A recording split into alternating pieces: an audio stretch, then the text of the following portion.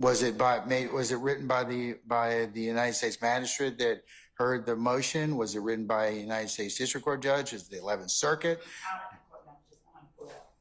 You know, Mr. Weinstein? I don't even know what the state means by this case. So I'm in the dark, Your Honor. Detective Thorpe had to testify in federal court on the facts of this case. So there was a federal judge that decided, or federal magistrate decided that these statements were admissible. Well, that's a federal magistrate, and with all due respect to him, you know, I'm resolving it from what as this trial judge decides, based upon our law in Georgia, in state court. So, I'm not persuaded by that, Ms. Love. I didn't, like I said. And I know it wasn't intended to slight me at all. I'm just telling you that while that judge may have had his reasons, you know, in this particular situation, I look at the same factors he looks at, but, you know, reasonable people may differ. Right.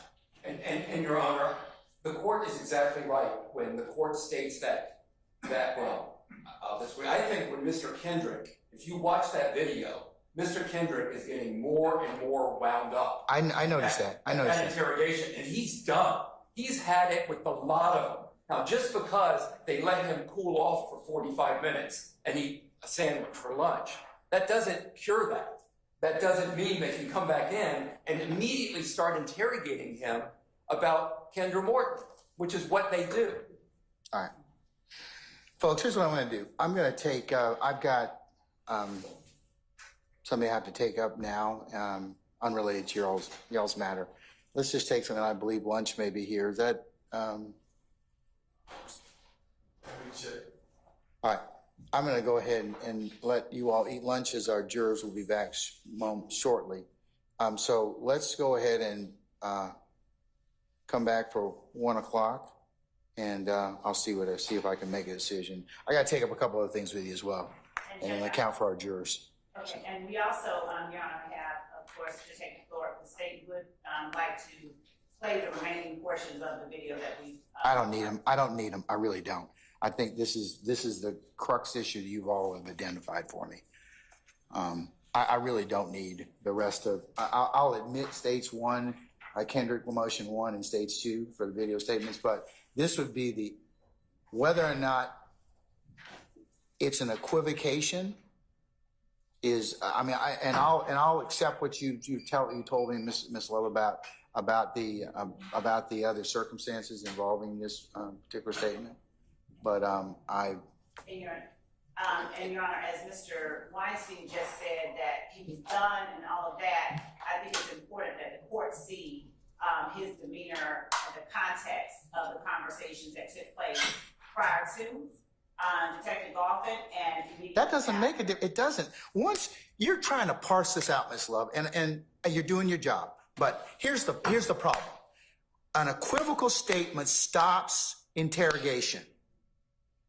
That's what it does. We don't get to look behind it. Well, did you really mean it? Did you kind of sort of want to do it? I mean, the Supreme Court's been very clear with us, both the United States Supreme Court as well as our Supreme Court, in telling us, if you make an equivocal statement, that questioning must stop. And like I said, Ms. Love, I think the problem or challenge you all are having in this particular circumstance is your third-party detective really he inserted himself in something and caused the defendant to invoke his right, or basically terminate the interview and say, hey, I want to talk to a lawyer. So at that point in time, he's, for a lack of a better word, he has messed up. That's the kind word of a way of putting it. He's messed up the interrogation at that point. And Your Honor, just so I'm crystal clear with the court, we're not only asking for that October 6th interrogation to be suppressed, but also the following on the 12th. Because let me please just finish. And then I'll let you talk, I promise. Because Mr. Kendrick did not initiate that October 12th. He was brought to that room for the interrogation. So there's been no initiation by Mr. Kendrick on the 6th. He did not initiate that conversation on the 12th. Once he invoked his right, as this court points out, it's done. If I decide that, yeah. Thank you. We don't have evidence, but we do. We have actually a witness. Mr. Weinstein's statements as to who did what on the 12th is not evidence, and we do have a witness to present that to the court. Well, that would be an independent basis. So, right? Is that what you're telling me? Yes, I'm telling you that, yes, Mr. Weinstein is asserting a thing, but we would put up evidence as it relates to. Well, as long as it's not attributed to the defendant's statement, if I decide that, then of course I'd look at it independently. Of course, that would be the rule. All right. Let me come back at 1 o'clock and I'll talk with you all a little bit more at that point in time. Okay? We're in recess until then. Mr. Weinstein, do we have the sites that you quoted? The sites that you quoted for case law? Oh, yeah, I'm sorry.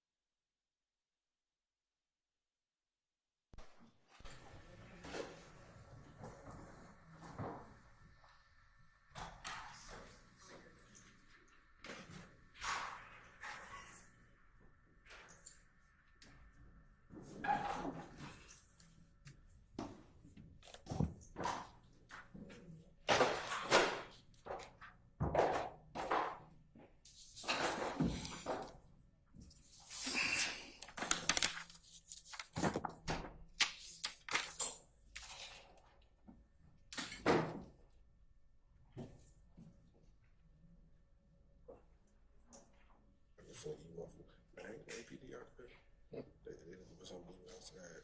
See them snatching the APD tag. Oh wow.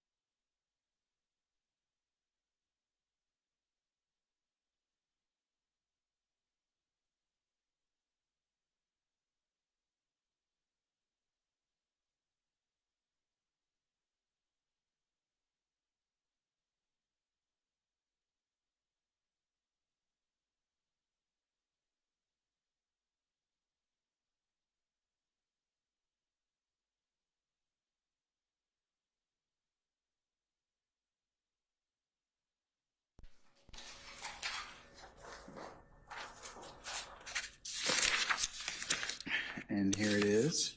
And then Mr. Chamberlain should have provided you a mechanism from for the Georgia Department of Corrections to email the appropriate parties. I'll make that exhibit as a next court exhibit in order. So it'll be your responsibility to take care of that, okay?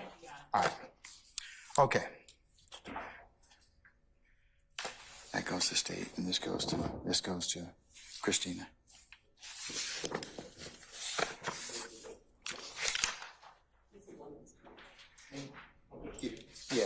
that goes, the instruction sheet goes to Christine. So that's the next court exhibit.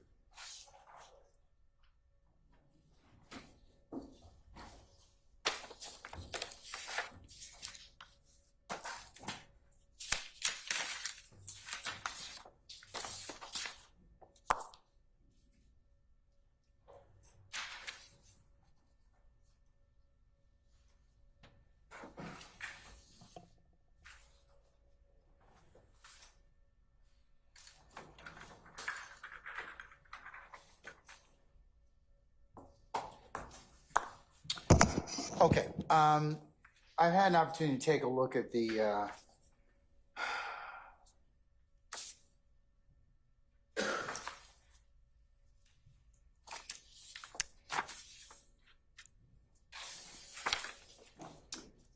and consider the motion to suppress statements of defendant DeMontre Kendrick, and also to take a look at the state's response in respect to those particular assertions in terms of the for Jackson Daniel hearing, which the court has to make those determinations of voluntariness thereof. I'm sorry.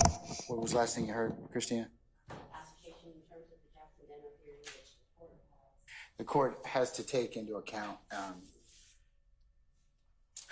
to determine the voluntariness of statement. In such, I have considered as well, and will be admitted for purposes of the motion to suppress, Jackson Daniel hearing states 1 and 2, Mr. Kendrick's video statements. In particular, the court has viewed a portion of those particular statements relative to the periods of time at 2:16 p.m. continuing for approximately 3 minutes or thereabouts. Also from 2:56 p.m. continuing to about 2 or 3 minutes.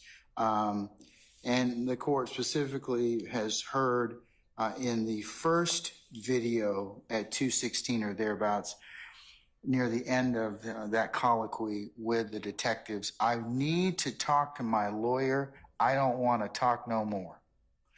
And at the second video,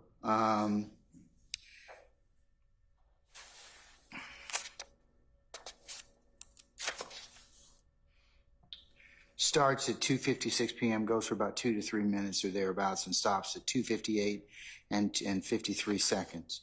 Your Honor, may I address the court? No, I want to make my ruling, okay? I haven't presented any evidence. I can take this on argument, and that's what I'm going to do. I'm going to, in terms of the what's been admitted for the court's consideration, that particular portion of the video is what I need to focus on. What I need to focus on is whether or not Mr. Kendrick was in custody, whether or not Miranda was appropriate at that point in time, and whether or not he invoked his right to counsel. And whether he reinitiated it. Yes. We have the officer to talk about that. I don't need that at this point in time. I really don't. I'm of the opinion. I also had a chance to take a look at Mr. Uhelski sent me as well, and I'm sure the other counsel got a copy of the United States versus Kendrick, both the district court order, which was a hearing in front of Judge Alan Baberman, the United States magistrate, and then Judge Mark Cohen, United States District Court judge. And then the appellate opinion was an opinion based on sentencing. Mr. Kendrick appealed the severity of his sentence. So I'm taking a look at the appellate order, at the trial court order from Judge Cohen, adopting Judge Baberman's findings. Right. And I make it very, of page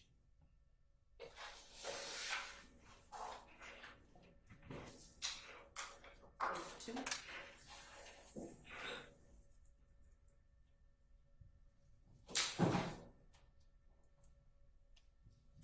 During the course of page 2, during the course of over 2 hours of the initial interview, defendant did not ask to speak to an attorney. At some point during the interview, Detective Joe Galpin, who was investigating a separate homicide incident, entered the room. Defendant then indicated he wanted to talk with his attorney, and questioning stopped. So Judge Baberman, I can't tell whether or not he took into account what I heard on the video, which was, I need to talk to my lawyer. I don't want to talk no more. That is equivocal to this court, me, Judge Glanville, that he invoked his or withdrew his consent at that point in time and did not wish to speak to law enforcement officers anymore. I understand the state's argument about parsing it out, asking for clarification, but I think that once he's, the appellate, case law that I've looked at, in Paul Doe and others, he has invoked his right at that point in time, and it's this court's opinion that anything thereafter would be inadmissible. Your Honor, the court also found that he reinitiated, and that was what. But that's their issue. That's not my issue. Your Honor, I'm not. Okay, and to your point earlier, Judge Cohen and Judge Baberman, I can't tell whether or not they listened to what I heard, but you're only as good as the information that you're given. Right. So it doesn't say on this particular order that that's what they relied upon. It just says he wished to talk, some point in time, he wanted to speak to his attorney. Now, I'm of the opinion, this court's of the opinion that questioning needs to stop. He's unequivocally revoked. And you can't pick and choose at this point in time whether or not it's to this particular crime or any other assertion. So that's why I'm going to suppress it. And Your Honor, Your Honor, with respect to the statements that were made after that time, we do have, as I stated, Investigator Thorpe to tell the court on the record, present under oath, that it was not Detective Thorpe, it was the defendant that reinitiated the conversation with Detective Thorpe. Our representations to the court are not evidence, and since the state has the burden of proof. Okay, but I've seen the video at this point in time. Video does not encompass when the defendant actually reinitiated contact. But the problem is, he invokes, and then we don't know what goes on in the 45 minutes, but we come back afterwards, and at that point in time, you don't get to eat your cake, have your cake and eat it too. It's once he invokes, that's it. It's over. Your Honor, they should not be bringing him back at that point in time and asking, well, let me just clarify a little bit about whether or not these statements were made to these set of detectives or to Galpin. It wasn't there in the room that I'm talking about, Your Honor. I'm talking about in the first, the defendant asked for a smoke. So they took him out for a smoke. When they took him out for a smoke, the defendant reinitiated the conversation as they went outside. That is what they found in the district court, but the court doesn't owe that deference. That is why we have, as the burden of proof, holding the burden of proof, that is the reason we have Detective Thorpe here to testify. I don't need his, I'll consider it, but it's this court's opinion that once he invokes, you don't get another bite at the apple by taking him outside, softening him up, giving him a cigarette, some bonbons or whatever, and then letting him go ahead and then saying, oh, well, let me just clarify with you a little bit. That's not how this scenario worked. I think that you all are just annoyed more so that your detective did something that he probably regrets now. And that you all probably would not have told him to do. Don't interrupt this particular investigation or this particular hearing, because what you did is you just now created a wrinkle that now I got to deal with, or whether or not the defendant has invoked his right to counsel. He has.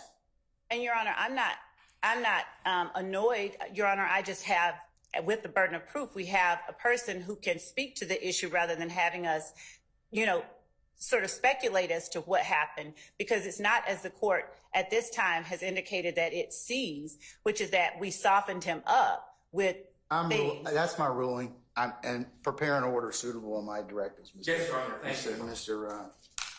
Your Honor, we have not presented any evidence regarding what happened in the Sally court. Would the court permit the state to present evidence of what happened when they went upon the defendant's request to get a cigarette?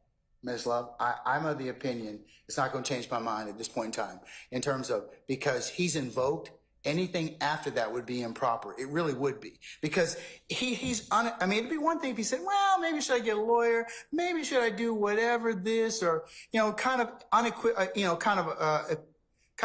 vacillate. but he's pretty significant in the sense of, I need to talk to my lawyer. I don't want to talk to no one. And Your Honor, our case law shows that even when that happens, when the defendant reinitiates the conversation and communication, that the court has found that those statements made after the defendant reinitiates conversation, as unequivocal as his initial assertion was, when the defendant reinitiates the conversation, the statements that he makes are not to be suppressed. And in this case, the defendant reinitiated the conversation, not the officers.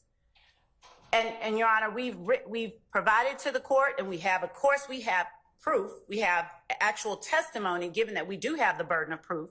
Your Honor, Munn versus the state, 313, Georgia 716, says that the court must consider the totality of the circumstances and determine the admissibility of the evidence of the statement under the preponderance of the evidence standard.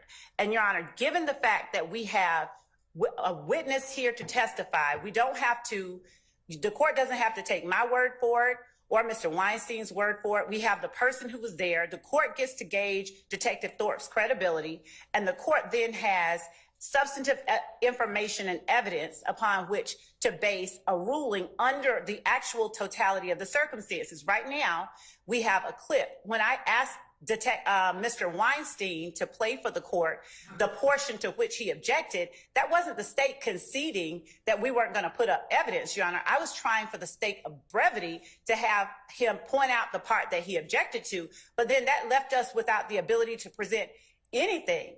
And we weren't stopping there. We were just showing to the court where he was arguing, the points that he made to us that he wanted to contest. So we would like to present actual evidence to show under a totality of the circumstances. I got the evidence. It's been admitted. The two videotapes are sufficient for the court's analysis at this point in time. Sir, That's your ruling. Thank you. I have nothing to add, Your Honor. Right. And Your Honor, what happened with the Sally Port, the conversation being reinitiated by the defendant, that actually happened, and we have the proof here to show it to the court. Well, based upon what you've argued so far, in this particular circumstance, this court's of the opinion that it's like this. Once you initiate your right, or you revoke your right to be examined and have counsel and to have counsel present at that point in time, the courts are very, let's just say, cautious about reinitiation at that point in time. And you all presented to me what was the salient point of this particular issue is. So if I believe at this point in time that he's invoked unequivocally his right to counsel at this point in time, the questioning is supposed to stop. You're not supposed to go out and get cigarettes and do everything else. It's supposed to stop. I mean, that's this court's opinion. So, and that's my ruling. And Your Honor, the thing is that, Your Honor, we did not. You're arguing with me now, Ms. Love. So can we stop at this point in time? Your Honor. If you have other evidence independent of this, I'll consider it at the appropriate time. And we do, and that is what I was asking. So if the court will permit me to actually introduce the evidence that we have, as the court in State versus Paldo 309 Georgia 130, where it says a suspect who asks for a lawyer at any time during a custodial interrogation may not be subjected to further questioning until the suspect reinitiates the conversation. And in that, they are citing Dozier versus the State 306 Georgia at 35. Your Honor, Edwards versus Arizona. And Your Honor, this is a 2020 Georgia Supreme Court case where it specifically says that a suspect who asks for a lawyer at any time during a custodial interrogation may not be subjected to further questioning, as the court has said, by law enforcement until an attorney has been made available or until the suspect reinitiates the conversation. Your Honor, at some point, Your Honor, I'm sorry, I'm talking, and I don't know why I am being interrupted. I will not stop. Hey. I was speaking. Ms. Love, I'm sorry, I was speaking. Both y'all can't talk at the same time. I know, I Honor, was the speaking, and I state expect can to talk be for years. allowed to speak when I'm speaking. Hey, both of you all need to just take it down a notch. And so, Your Honor, if I may finish, because I was the one speaking before Mr. Weinstein interrupted. But you continually engage in this pattern of behavior, Ms. Love. You don't want to accept my ruling. Your Honor, And I know you're being an advocate, but at some point, stop. Just stop. I made my ruling. Good, bad, or indifferent to you. You're going to win some, you're going to lose some. I do accept that Okay, fact. no, but you Judge, we don't. have No, not- you don't. Your Honor, we have just not been able to present the evidence. That No, the- you don't. I state get it. has to I present. get it. And if you have an independent basis to introduce statements that may not, or that may be not subject to the fruit of the poisonous tree, or any other thing, or any other issue related to evidence that may have flown out of this particular interview, then I'll hear it at that point in time. When the court says independent basis, does the court mean outside of that video? Because we do have that. Yeah, if it's not tied to the statement, of course you can introduce it.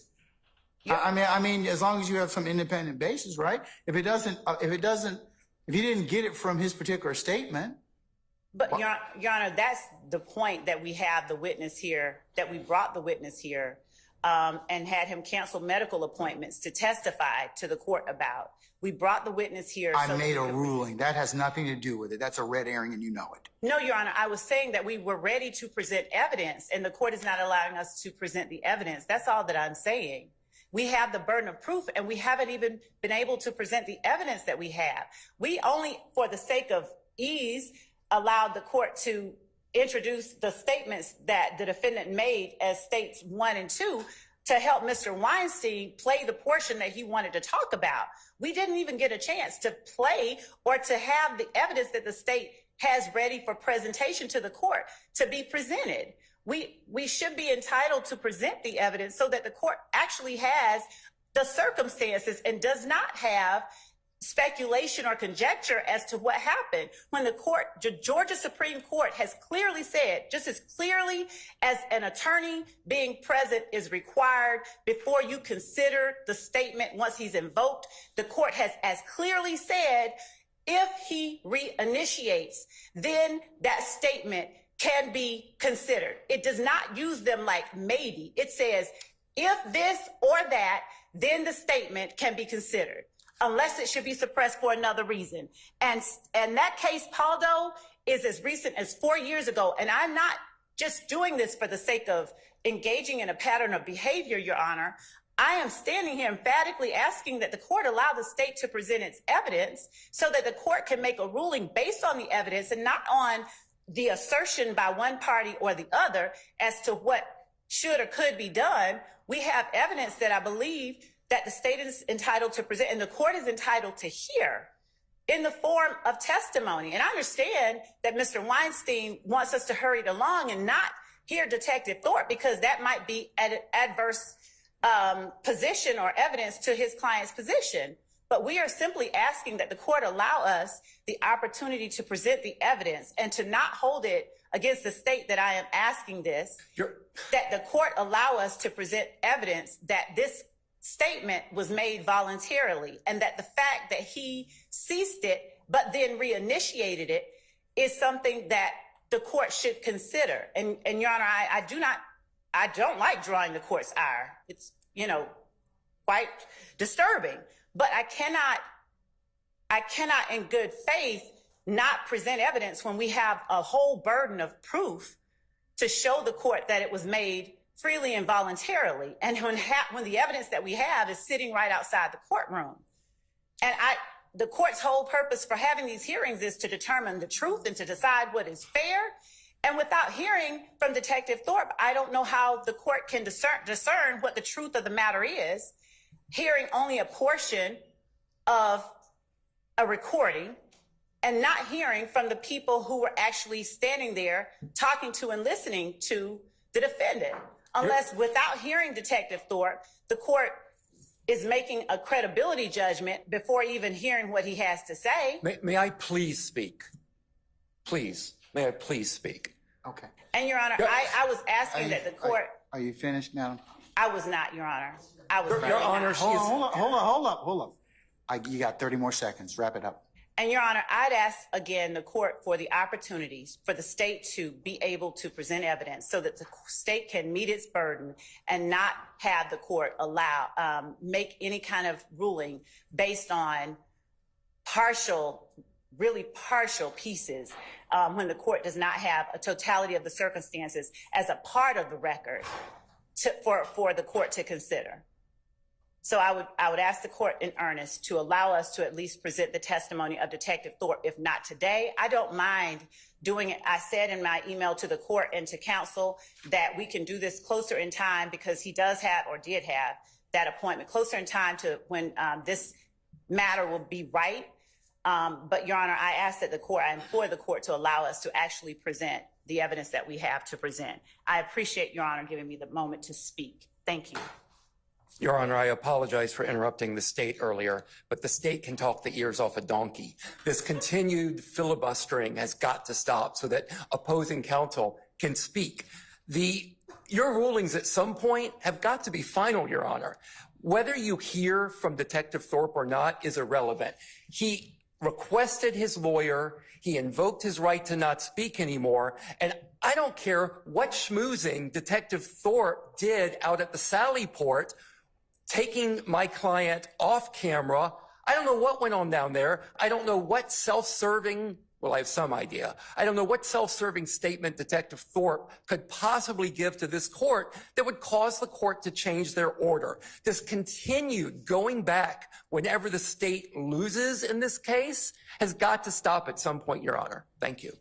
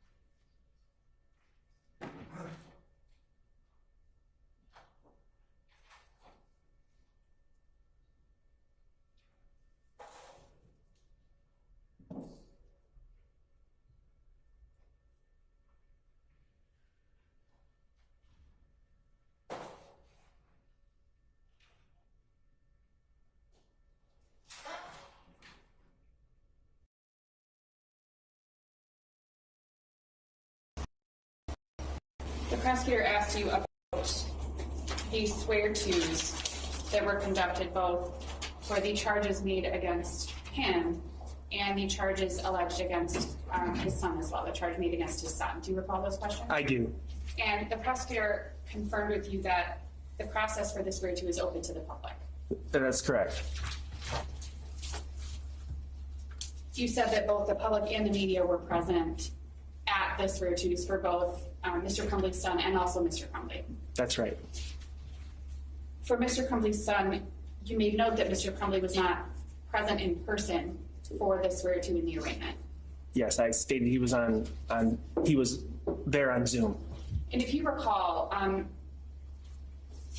his son was also on Zoom for the arraignment. Is that correct? His son was in custody. Okay.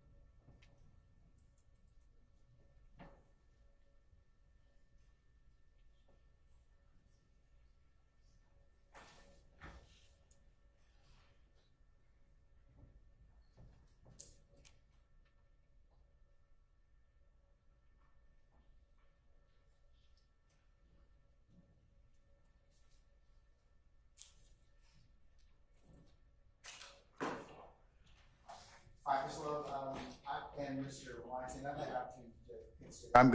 I'm gonna leave my original ruling as is, okay?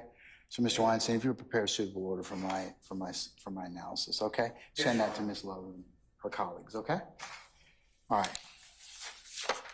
Your Honor, we also have the matter of the issue that we addressed at the bench prior to leaving court the last time, the assumption of facts that had not been presented.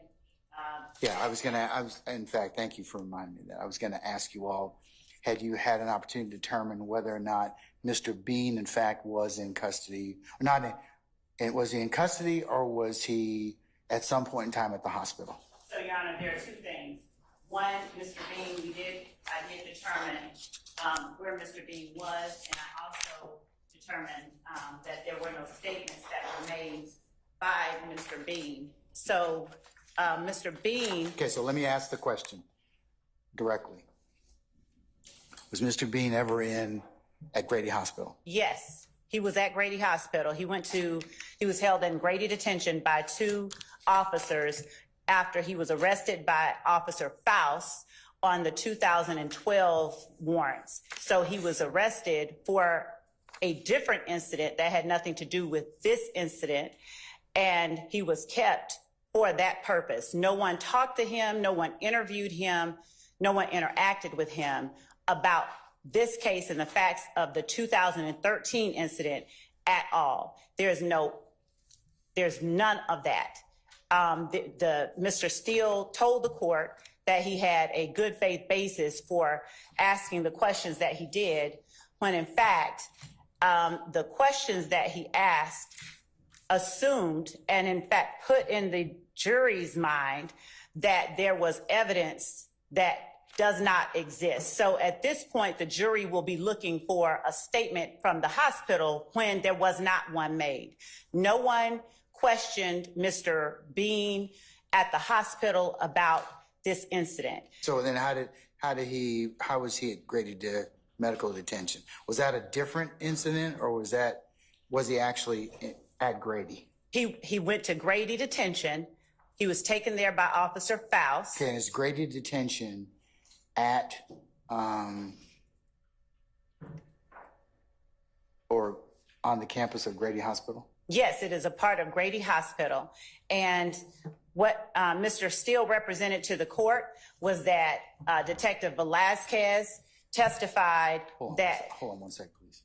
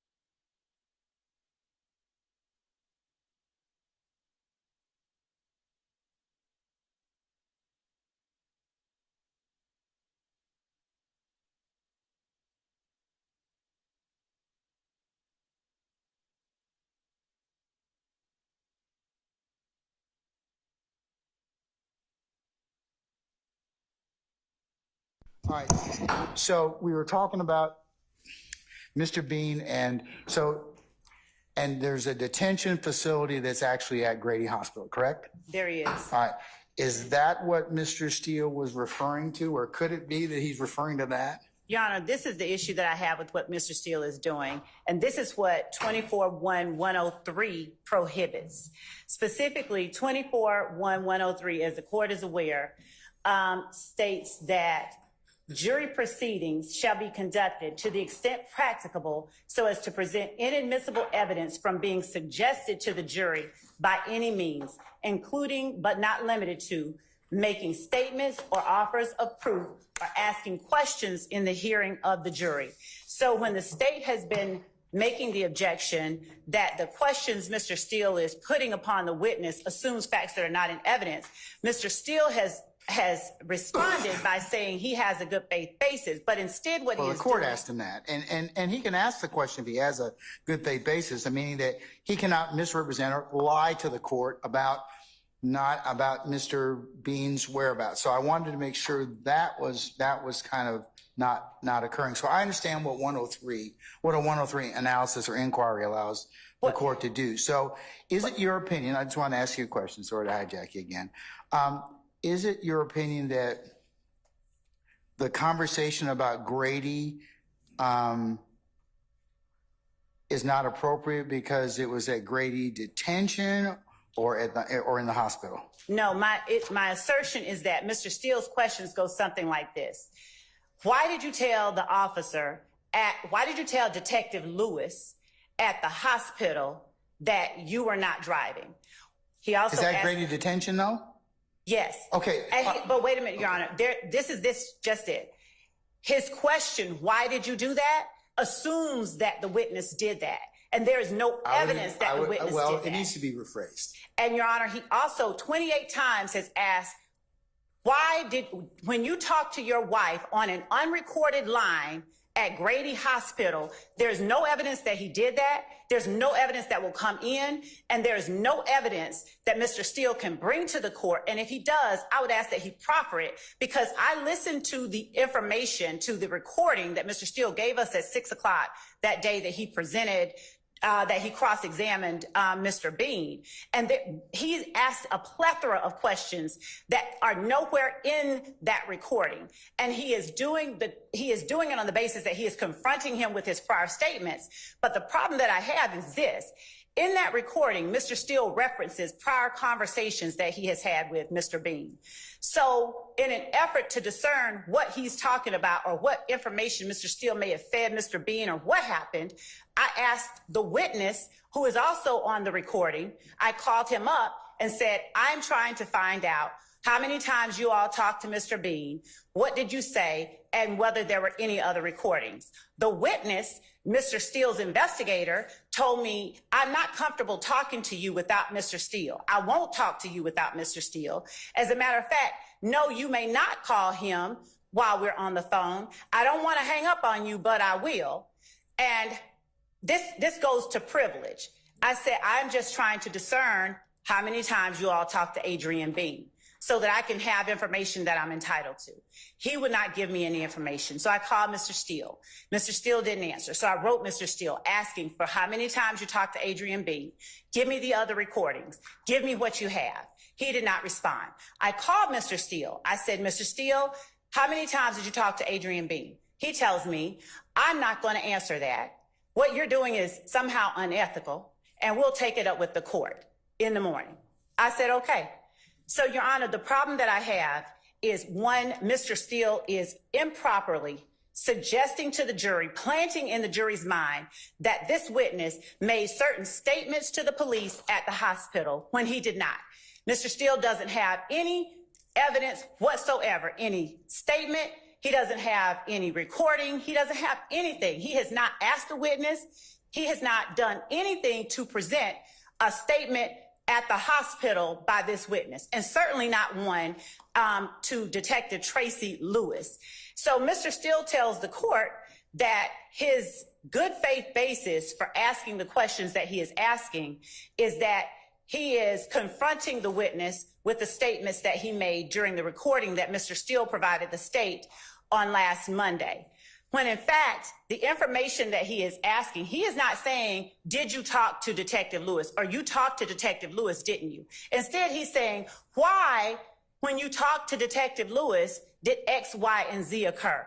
And that in itself is exactly what this rule is designed to prevent, Your Honor. Because unlike asking the question, it's sort of like asking, did you mean to beat up your wife when you hit her in the head? When there's no evidence that the wife was hit in the head or that the person on the stand actually did it.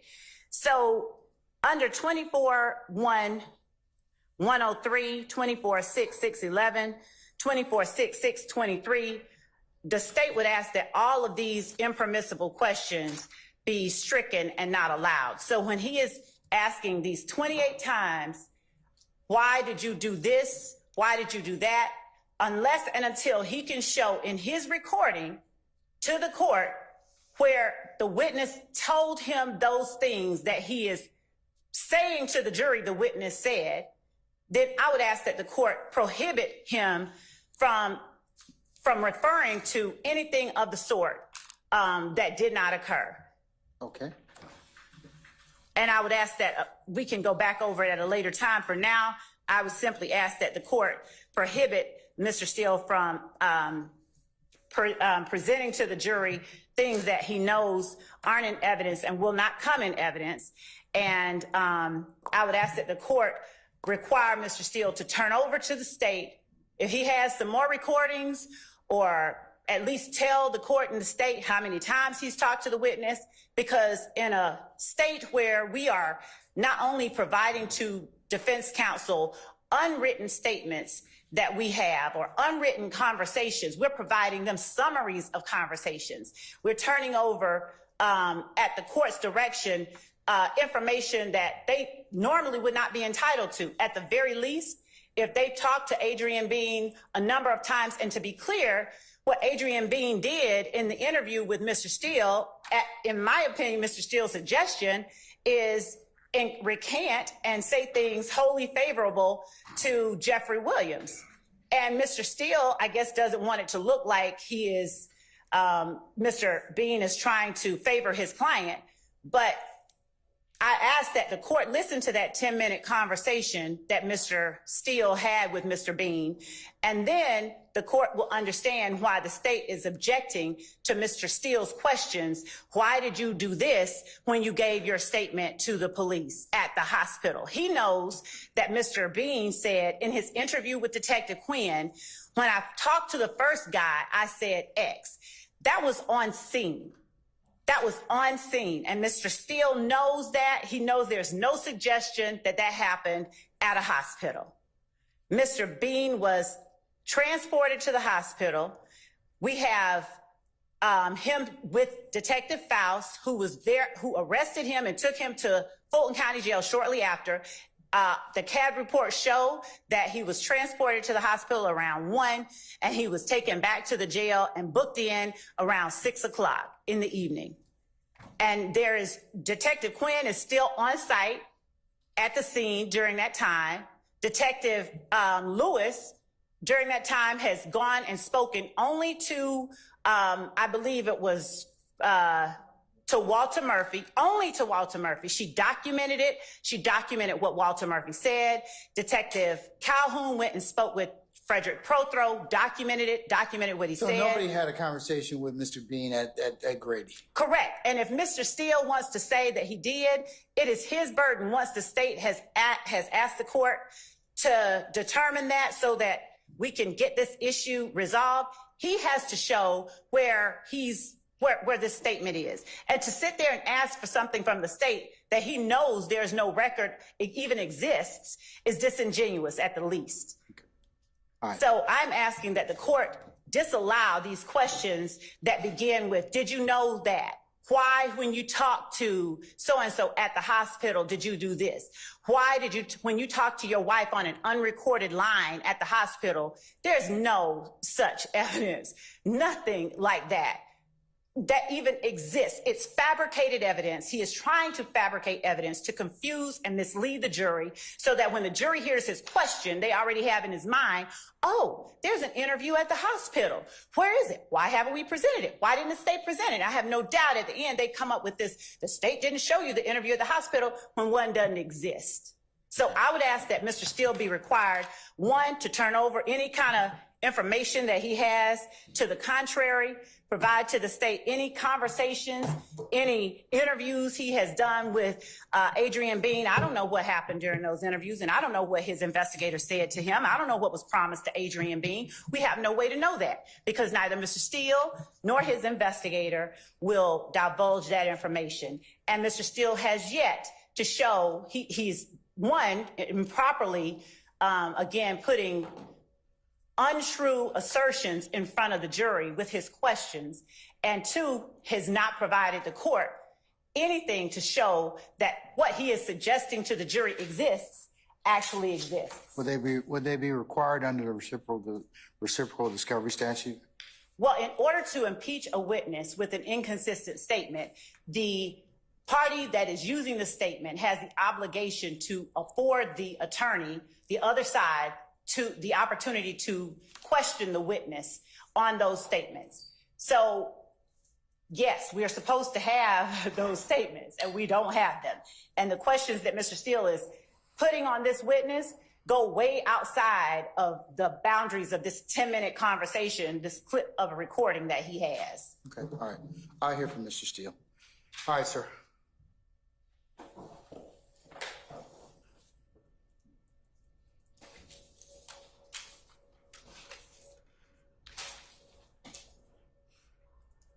Good afternoon, Your Honor. Good afternoon, sir. Good afternoon, everyone. Can I ask you the $64,000 question, Mr. Steele, to begin with? Sure. Is there an interview of Mr. Bean at the hospital or Grady detention facility? Yes, that's what he told Okay, us. can I see it? That's what I've been asking for. No. Do you have it? Do you have one? No, I've been asking for. Well, okay. Here's our challenge. Unless you know there's one and the state's told you they don't have one, then you don't really have a good faith basis to ask that question. Mr. Bean told me. But now there has come to light that Mr. Bean he's at Grady. He's in Grady detention, but he hasn't made a statement to anybody else, any law enforcement officers. Let me take you back, because that's not the way I understand it. Well, did he interview? Did he have discussions with Detective Faust or Detective Lewis at Grady? I can't tell you which detective. I can tell you that is what he said, and it's backed up. By whom? I'm going to show you, if I may. Your Honor, when we play the recording, it takes 10 minutes.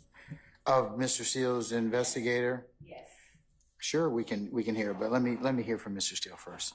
Okay. So what happens here, Your Honor, is last time we were together on March 4th, 2024, the district attorney stopped the cross-examination, approached the bench, and the following occurred.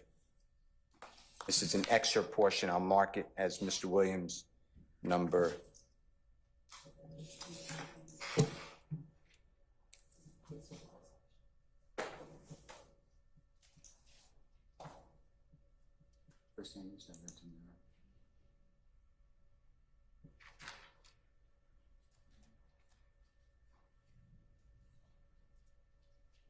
number B, dated today. And what happened is the state, just like it's doing now, accused me of the following. And this is just the context, and then it will get into exactly what you're asking. It's on page 2, Your Honor. District Attorney Love stated, starting at line 13, that I told the witness what to say, that Mr. Bean was never taken to Grady Hospital. From transfer page 2 to 3, District Attorney Love said, Mr. Bean was never interviewed at Grady Hospital. Transcript, page 3, lines 3 through 4, and 8 and 9. Mr. Bean went straight from the scene of his arrest to the Fulton County Jail. Page 3, line 18, when this honorable court asked the question, did he, meaning Mr. Bean, go to Grady?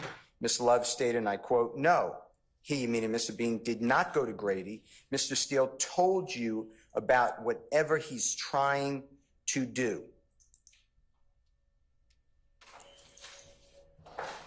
You asked me, did he go to Grady? I said, that's what he's saying, or some hospital, yes. Page 3, line 18. 20 to 22. On page 4 through 5 of the same transcript, I asked. I have the transcript. Okay. I asked, in lines, it's transcript 4 through 5, I asked for Mr. Bean's statements to police. And he said, this way I understand it, is Jeffery Williams was not in the vehicle, or he didn't mention him in the vehicle. He put 3 people in the vehicle, and he lied about who was the driver of the vehicle. And I said, it's Brady evidence, I'm entitled to it. Transfer page 5, lines 20. Starting in line 20 through transfer page 6. District Attorney Love, answering your question, nothing shows that Mr. Bean went to the hospital. District Attorney Love on transfer page 5, line 24 through 25. Mr. Steele is misrepresenting that to the court, meaning that he was taken to the hospital. Transfer page 6, lines 1 through 5.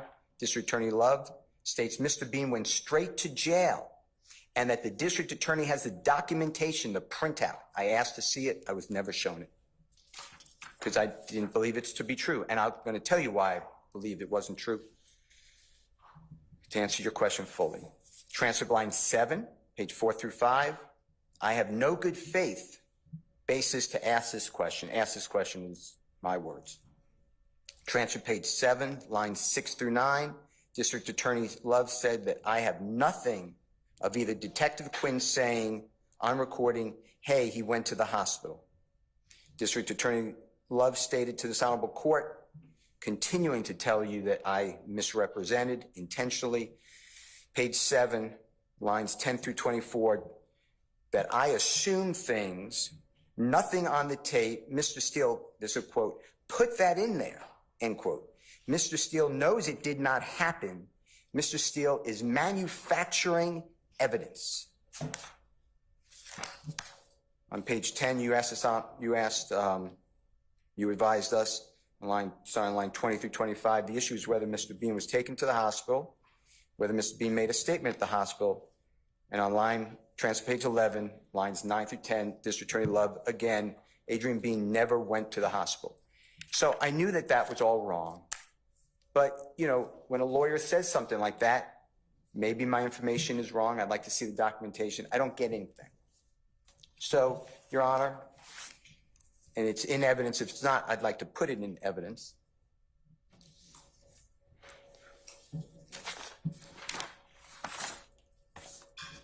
The reason I believe that he went to the jail, not straight to the jail as being told to you, is that in discovery, the following occurs.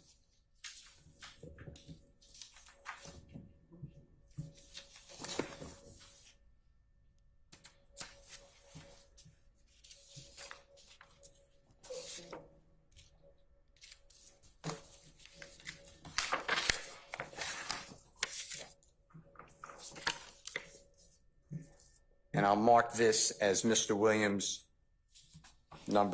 exhibit number 202 with the court's permission. It can be played for the court. This is the file. It was given in discovery by the state of Georgia to Mr. Williams and all. This is the police radio traffic. You heard some of it during the trial through the witness who identified the radio traffic. It starts at 0054. This is Z radio, 1231 hours through 1300 hours, so 1231 through 1 o'clock. And it reads, down here on Cleveland Avenue, start us at 4. That means ambulance, Your Honor. You heard that through the testimony. For a 34-year-old black male with injuries to his shoulders, head, and to his back. If you remember, Mr. Bean was born 6/22/1979. That would make him 34 years old on September 11th, 2013. It says, okay, Cleveland Avenue, Old Hayfield, 122, Cleveland, and that ends at 112. At 1300, Major, where do you want me to bring the bus, meaning the ambulance? Oh, come up here to Cleveland and Old Hayfield, take a right, I'm standing here, I'll direct you in. That's at 1314. At 1602, 2308, I'm still at Cleveland Avenue, Old Hayfield. I got a perp in the backseat of my car. That's at 1607 it ends. At 2808, 2308, I'm right in the parking lot. Tell him to come down Cleveland Avenue. I'll get him. I'm in the parking lot of the Coin Laundry.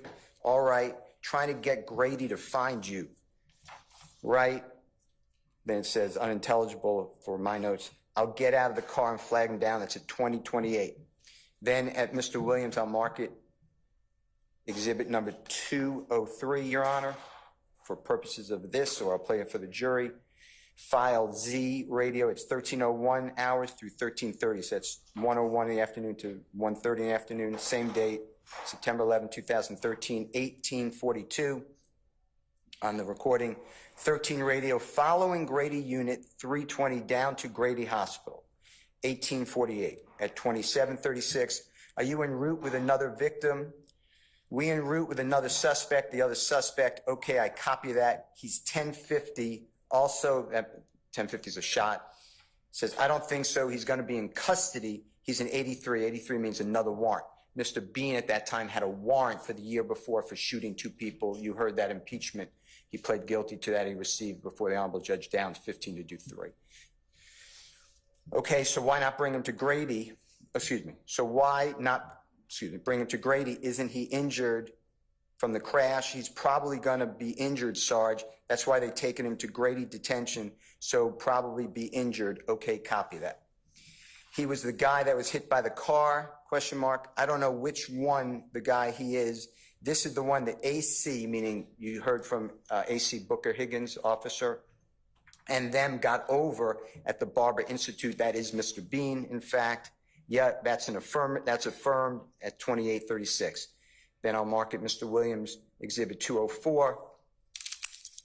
It's file Z radio. It's 1331 through 1400 hours, so it's now 1:30 to 2 o'clock.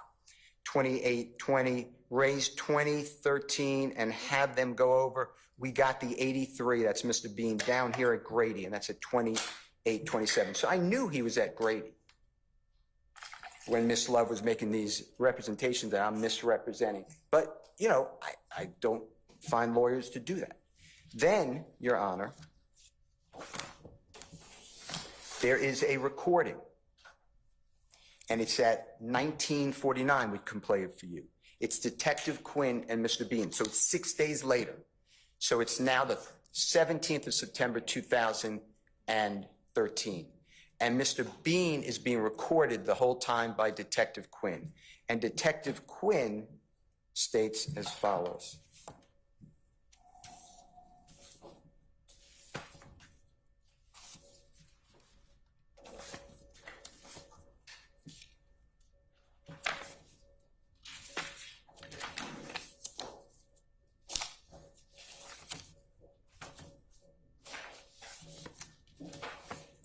Excuse me 1 second, Your Honor.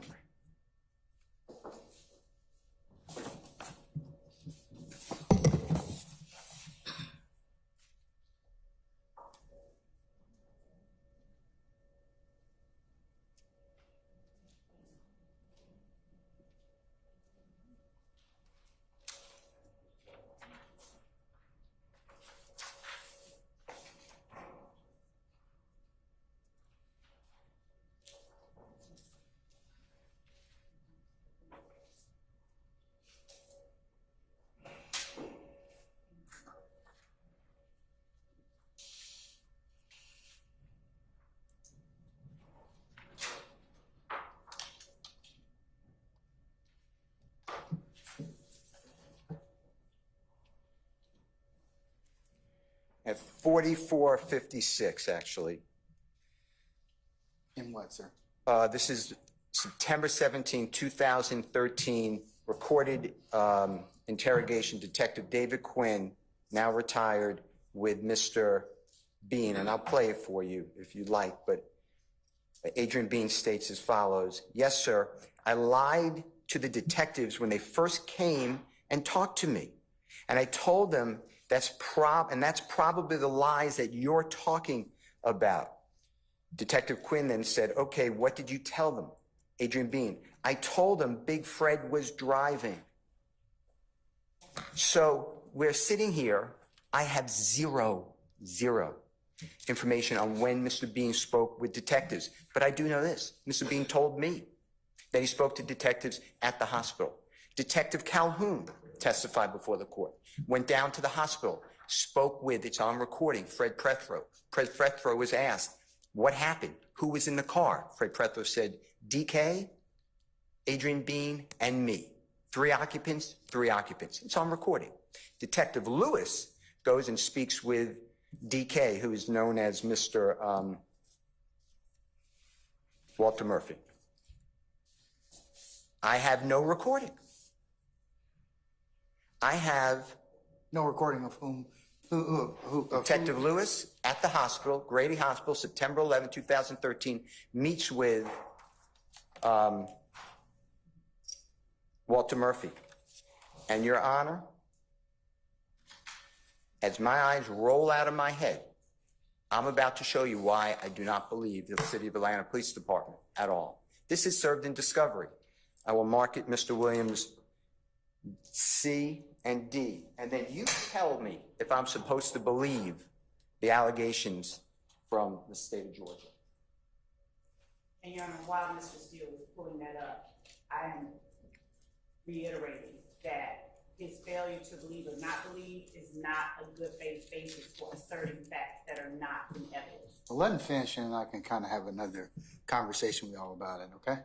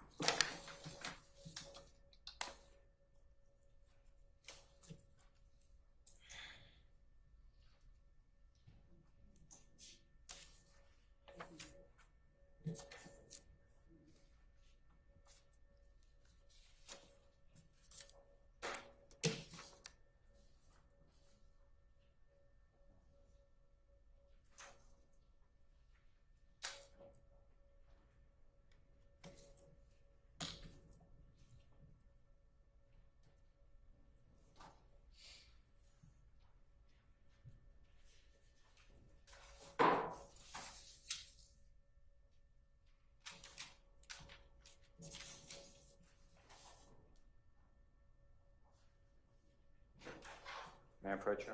You may, sir.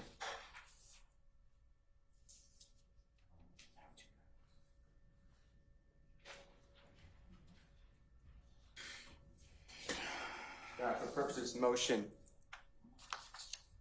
I am handing the court what I was provided in discovery by the state of Georgia. I made it for today's date, Mr. Williams, Exhibit C, as in Colette or Charlie, and D as in Delta. And if you will see and take note, on the top, it's the City of Atlanta Department Supplemental Incident Report, narrative only, page 1 of 1 on both C and D. Your Honor, the incident report is exactly the same, 13-254-1308. The complaint name in both are left out. The date of the report is the same, 9/17/13. It says reserved, and nothing's in there. It then has a narrative section with an affidavit Your Honor, the first paragraph has Detective Lewis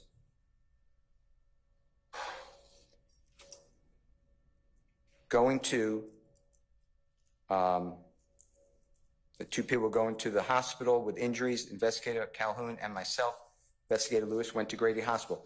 If you remember from the testimony, Investigator Calhoun goes and meets with Mr. Plethro, 3 people in the car. Investigator Lewis goes and meets with Mr. Murphy.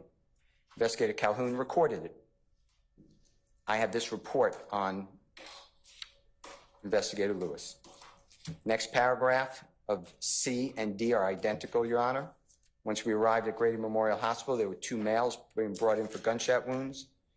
I was advised by the Grady medical personnel were not life-threatening. We could speak with them once they got stabilized. It's going to be identical. The next paragraph, Your Honor, the first 2 lines. The first line, I spoke with Walter Murphy in C, gives a date of birth, 8/9/91. He had sustained a gunshot wound to the left thigh. It's going to be identical. Then it starts, he advised that. In C as in Colette and Charlie. But in D, it says, he advised me during the. Then D is whited out. The entire part is now vacant.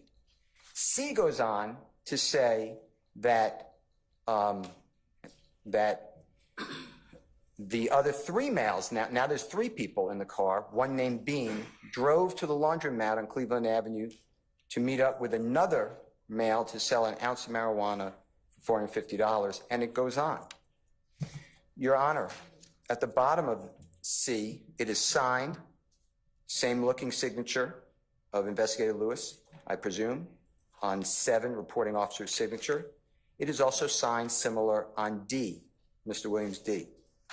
The APD number is written in on D, but it's typed in on C, and it's the same ID number, 3081.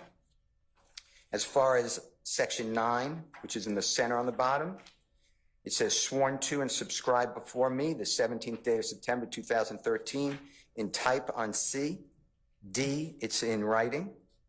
And then on the bottom, it says supervisor's signature, and a supervisor actually signed off on C, which is supposedly a complete report, as also D, which is clearly whited out. In addition to that, Your Honor, on both C and D, there is a statement at the very bottom before the signature, above the signature line, the undersigned being duly sworn upon his or her oath deposes and states that the foregoing is true, correct, complete, and legible to the best of his or her knowledge and belief. So when I sit here and I hear Ms. Love tell me how diabolical I am and how I don't have a recording or I don't have a statement or I don't have a note or a summary or a writing that Mr. Bean was interviewed at the jail, at the detention center after Ms. Love told this honorable court total misrepresentations. I don't know. I assume that she had a good faith belief because that's just what I do with lawyers. But she attacks me like I'm out of my mind when this is in the discovery. This is all, she knows this.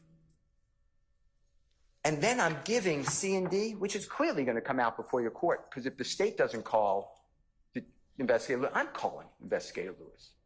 Because this is what I would say is corruption. Because I don't see this often. Do we know why why one statement is incomplete and the other one is? And why I have no recording. And why I only have this on the 17th day of September. And why Detective Calhoun's is all in recording and a report on that day.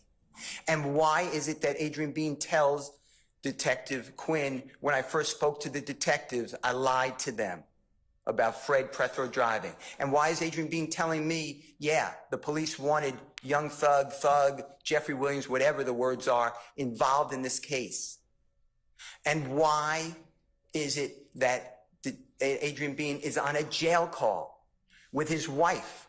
It's the next day. It's September 12th of 2013.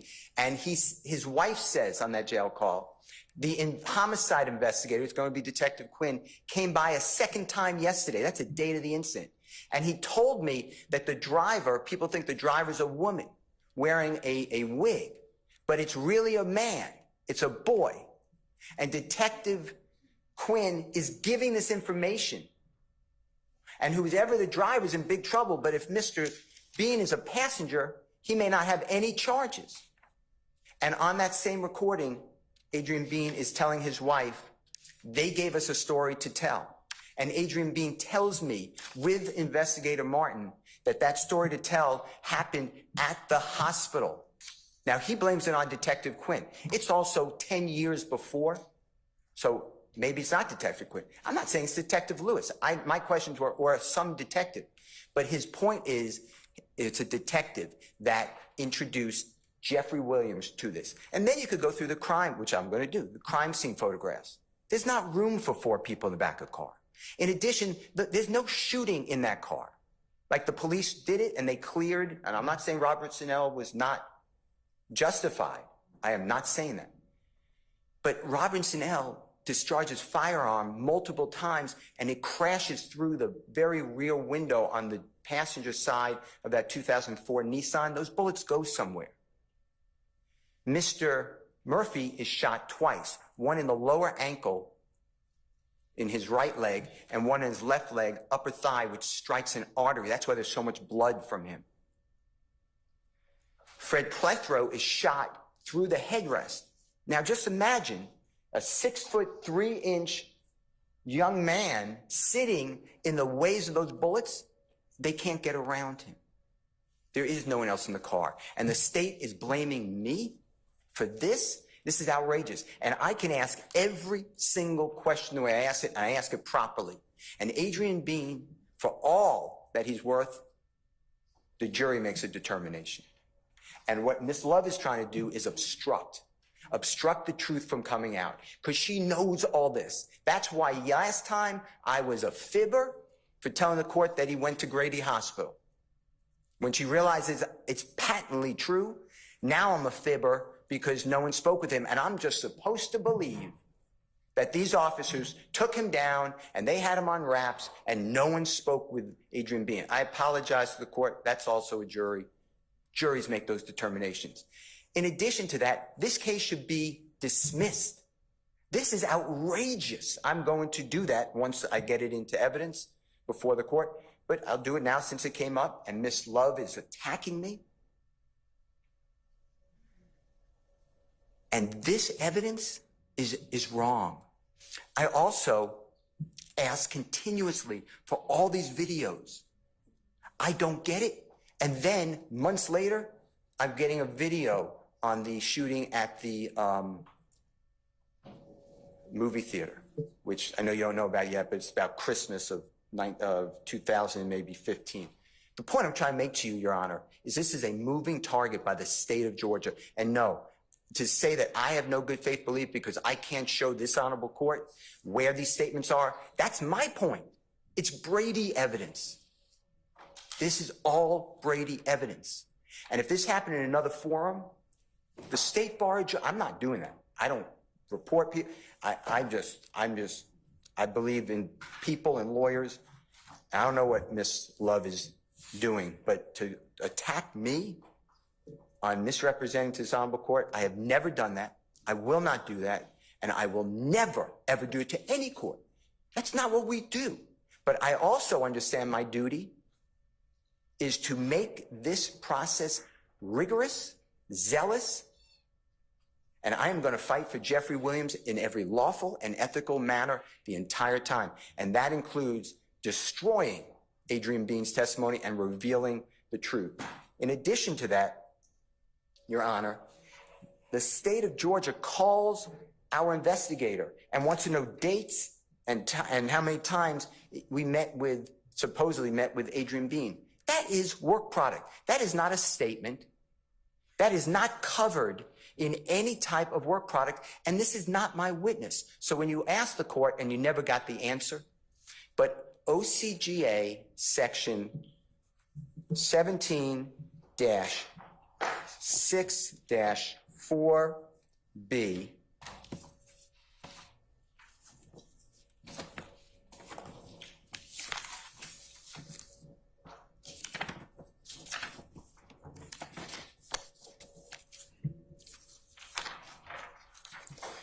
as in Barry, Bravo.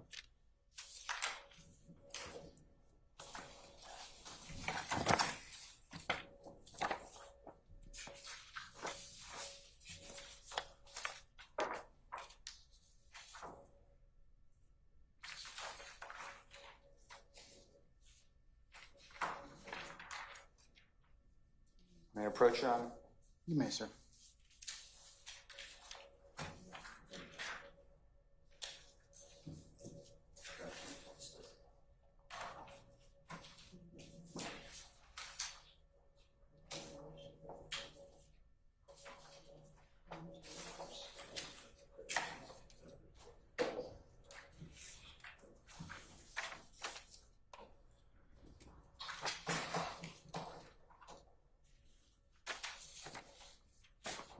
All right, this is 17. I've handed this honorable court, the Honorable Mr. Kearns, and the prosecution of the Honorable Madam President, District Attorney. 1716-4B1. It's on page 3 of 5 of the copy I've given the parties. It states the reciprocal discovery, which Mr. Williams did opt into. B1 towards the center but top of the page. It states the defendant, within 10 days of timely compliance by the prosecuting attorney, but no later than 5 days prior to trial, or as otherwise ordered by the court, shall permit the prosecuting attorney at a time agreed to by the parties or as ordered by the honorable court to inspect and copy or photograph books, papers, documents, photographs, tangible objects, audio and videotapes, films and recordings, or copies or portions thereof, and to inspect and photograph buildings and places which are within the possession, custody, or control of the defendant, and this is what I stress, and which the defendant intends to introduce as evidence in the defense's case in chief or rebuttal at trial. I am not in my case in chief. This is the state's case in chief. I'm on cross-examination. On 17-16-7, which is the other copy I've given this honorable court, and the parties, our legislature wrote, no later than 10 days prior to trial or at such time as the court permits, or at the time of any post-indictment pretrial evidentiary hearing other than a bond hearing, the prosecution or the defendant shall produce for the opposing party any statement of any witness that is in the possession, custody, or control of the state or prosecution, or in the possession, custody, or control of the defendant or the defendant's counsel that relates to the subject matter concerning the testimony of the witness that the party in possession, custody, or control, and this is what I stress, Your Honor, of the statement intends to call as a witness at trial or at such post-indictment pretrial evidentiary hearing.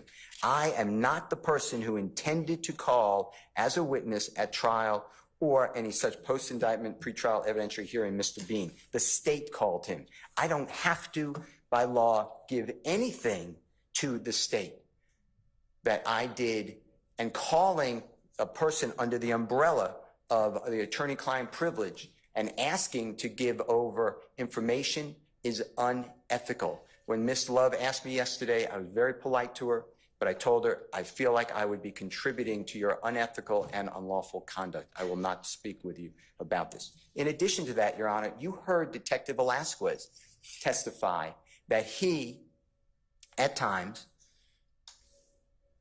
destroys recordings. I have never heard that before. You heard Detective, who was a female, Benton, say that that is a crime. You heard a witness, Mr.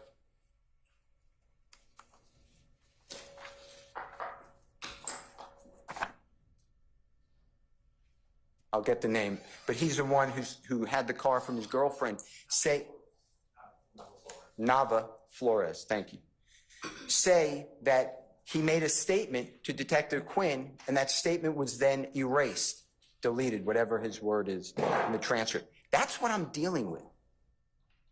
And this is all taken together. In addition, if you remember, Mr. Williams is stopped by police officer, and he testified, I don't know where the video is. It should be there. I don't have the video from anything that is helpful to Mr. Williams. Things that would gotten. I don't have the video in this instant. You would know how many people, the jurors, not you, would know how many people get out of the car. There's a video recording right there. Of course, I don't get that. So my point to this court is for Ms. Love to take me to task and say that I somehow did something untoward is beyond offensive, but I really don't care because it's, you know, I've always learned that you got to listen to who it's being given from. So I don't really care. But what I do care about is we have delayed the trial for Ms. Love. I was cross-examining Mr. Bean last time. I wanted to cross-examine him now. I have every reason. I've impeached him. He said that he did not tell me or Mr. Martin things on that recording. He did not, or he doesn't remember. I've laid the foundation. The Honorable Court wants me to lay the foundation. I laid the foundation. I intend to play the recording with him. I'm also going to play the recording with Mr. Bean and Detective Quinn. Mr. Bean was asked questions by the state of Georgia. They left out all the parts that Mr. Bean admits that he lied on jail calls to his wife. The state didn't ask him about that. I will ask him, and then I plan on playing that recording. It's about 2 hours and 30 minutes.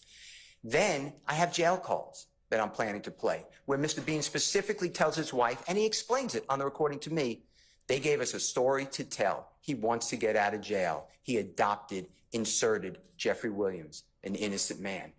I'm asking the court, under all these circumstances, to use its discretion, and I would like this court to bar this trial from going forward, because this is what I'm dealing with, and it's not only now. You are going to hear this. I know I did it earlier, but you're going to hear it over and over again. And Ms. Love continues to try to make me some sort of villain. From her opening statement and defies the court order, don't mention that I'm represented anybody, don't mention any appeal. She puts it on the screen. She asked witnesses, did the Honorable Keith Adams or I speak with a witness? That is not bias. That's what we're supposed to do. You would go crazy on me and Attorney Adams if we didn't interview all these witnesses. That's why we take these breaks. Because the state dumped on us all these witnesses in September, October. I need to interview them. I've been doing it. And now I'm being somehow told that that's a bad idea and I have to give the state all my notes and when I met with people and who I met with them with. I'm not doing it. And it's not required by any law. If you notice, the state doesn't cite any law. The state of Georgia also gave me until 2 nights ago at midnight to provide all this information. I ignored that email. The Honorable Court was on it too. I don't know if you read it, but it is obscene.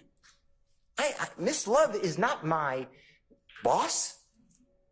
I owe nothing except to the law and Mr. Williams. And that's where I am. I am so focused on the law, the court, doing it right, and my zealous advocacy for Mr. Williams.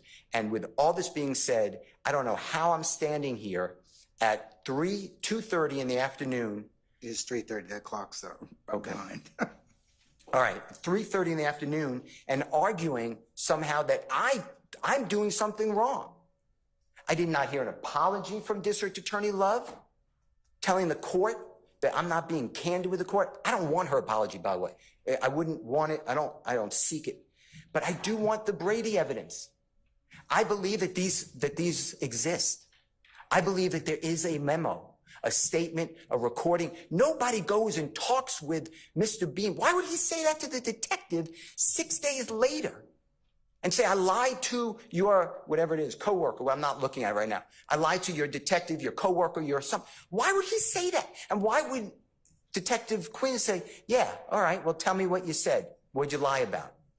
Detective Quinn wasn't like, what? You were interviewed? I don't have a statement. What are you talking about? But now, of course, I'm stuck with Detective Quinn telling me, no, I don't have anything, Mr. Steele. So my point to you, Your Honor, is this is total misconduct. This is clearly misconduct. And if it's not evident, I have never, maybe the court has, but I have never seen, this is the second time. I don't know if you realize it, because it was a pretrial motion. It's the second time that statements, police officers' statements are totally wiped out or changed. It happened with a pretrial, tried to suppress some evidence. Honorable Court denied it. I asked, why did we have 2 police reports? The officer said, I have no idea. Is that when we had the hack or something to that effect? I can't answer that. Yeah, but I believe that there is some, so there was some discussion at that point in time about But that. this doesn't make sense to me because right at the critical point, I don't know how I got it. I mean, but it was served in discovery, so I appreciate the state doing that. But D, Mr. Williams dated today, right at the critical point of he advised me on D, Mr. Williams D, it's blank. And then on C, as in Colette or Charlie, he advised that, so it's changed he and 3 other males. All of a sudden, we're right there with 3 other males. I also interviewed Mr. Murphy. He said, I never said there were 3 males in there. Get the recording. But I have nothing. So now I guess Mr. Murphy's lying. So Mr. Bean's a liar, and I don't get to present the truth to the jury. Mr. Murphy, I guess, a liar, I don't get to present that to jury. All because district attorney who's employed with the Fulton County District Attorney's Office, District Attorney Love tells me I can't do it and tells this court that I'm manipulating. So I am, I'm outraged. I mean, I've never, as you know, I've never been in court. But this doesn't make sense. And to have a lawyer come up and tell you, Your Honor, how lack of candor I have when District Attorney Love knows all this. This is in her own exhibit that's introduced into evidence on radio traffic. And if she doesn't know it, then say, I don't know the case. I shouldn't be making these representations. And where is the documentation that she had on March 4th telling this honorable court that Mr. Bean never went to a hospital and went right to jail, which concerned this honorable court. And you told me, hey, this is important. You're not going to manipulate anybody. I know you're not going to do it. Figure it out. I know you don't want to play games with the court or whatever your words were. You said all that. I know you wouldn't ever do it on purpose, but I need to know, because if he didn't go to the hospital, you're not going to present it, right? And I said, I won't present it. It's true. But it's not accurate. And Ms. Love just walks away without any type of admonition to say, you got to tone it down. This is a trial. Your court called it Battle of the Titans. The Honorable Judge Tom Davis once told me trials are a collision sport. If they don't like what's coming out, that's for a jury to determine. But the rubber has met the road. I am here, I am prepared, I am focused, and I want to go forward. Well, I'd like you to declare that this case should not go forward because I don't understand how I don't have this information. And it doesn't make sense that, oh, no one got the surveillance. Are you joking? Did you see how many police officers are there? There is a recording that you heard. They were looking at the surveillance video. You heard that. Mr. Adams played that. Or the state actually played it. Mr. Adams asked them to play it. But I don't get the surveillance video from September 11, 2013. How is this all just no big deal? I think it's a big deal. And I think that this is an unfair, not you, Your Honor, this is an unfair trial to put this on Mr. Williams 10 years ago, 11 years ago, and the state is not giving me Brady evidence and now trying to thwart a cross-examination. I just, my mother would tell me that I have a lot of nerve if I raise those issues. Okay. Anything else, sir? I'm going to make a decision as to the issue of Mr. Bean. But preliminarily, I'll admit Williams 202-203, the recorded interview of Mr. Bean and Detective Quinn, and Williams C and D under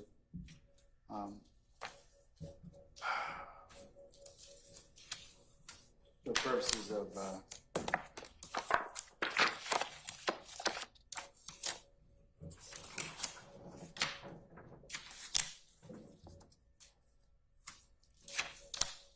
Your Honor, I also have one second, folks. In order to make a 103 determination under OCGA 24-1-103. I also have Mr. Williams B as in Barry Bravo. And that's I know the court said you're looking at, that's an excerpt portion of the proceedings relating to a bench conference during the testimony of Adrian. I'm gonna rely upon Miss. In fact, I'll ask Miss Weaver to attach the rough transcript as the next court exhibit in order. That was prepared by her. It's a lot lengthier and full and describes what happened prior to that than our bench conference. So that'll be the next court exhibit in order. Okay, and that next court exhibit I was referring to as B, Mr. Williams B. Okay. I'll just ask Miss Weaver to include that as well. Okay, all right. Your Honor, I have before for the court's consideration State's Exhibit 1JWM. It is the defendant Jeffery Williams list of witnesses, Your Honor. He lists 28 witnesses by name. His list of witnesses, number 29, states any and all co-defendants in the above referenced indictment, but more importantly, number 30, any and all witnesses named in the state's witness list are on defendant Jeffery Williams' list of witnesses. Adrian Bean is a witness listed on the state's witness list. And since defendant Jeffery Williams has listed Mr. Bean as one of the witnesses he intends to call, the state is entitled any interview of Adrian Bean and is entitled to know how many times, what interviews, what recordings defendant Williams has of interviews with Adrian Bean. That's the first thing. But that would be in contravention of 1716-4 and 1716-7. I mean, yeah, you're right. You're entitled to them, but it's for his case in chief. Your Honor, the 1716-7 specifically says any statements of a witness that the defendant intends to call as a witness at trial. And the defendant listed on his list of witnesses that he intends to call. Okay, but it's not his case yet. I understand. And he has no burden to do that. And he may change his mind in that respect. So I'm not even going to consider that until such time as the defendant makes his case in chief. But I agree with you, and I agree with Mr. Steele. It would need to be turned over at that point in time. Your Honor, additionally, Mr. Steele failed to say to the court, point to the court. Instead, he spit out allegations and insults that were meant to, I suppose, take the place of actual evidence. There is no statement, Your Honor. He pointed to... No statement of what? There's no statement made by Adrian Bean at the hospital. I was wondering why he didn't play the interview that he had with Adrian Bean. So at this time, Your Honor, the state tenders for the court's consideration the 10-minute interview that Mr. Steele has. Can I hijack off for just a second? Folks, it's about 3:40, and can we, since I don't think we're going to get to our jury today, can I ask them to come back tomorrow? The state has no objection. Mr. Steele, anybody? Because it sounds like we haven't done anything. We're not going to, this is going to consume the rest and the residual of the afternoon in Wheeler parlance terms. All right. Sergeant Ingram, if you could just release our jurors and tell them that we will see them tomorrow. Hold up. Let me give you time.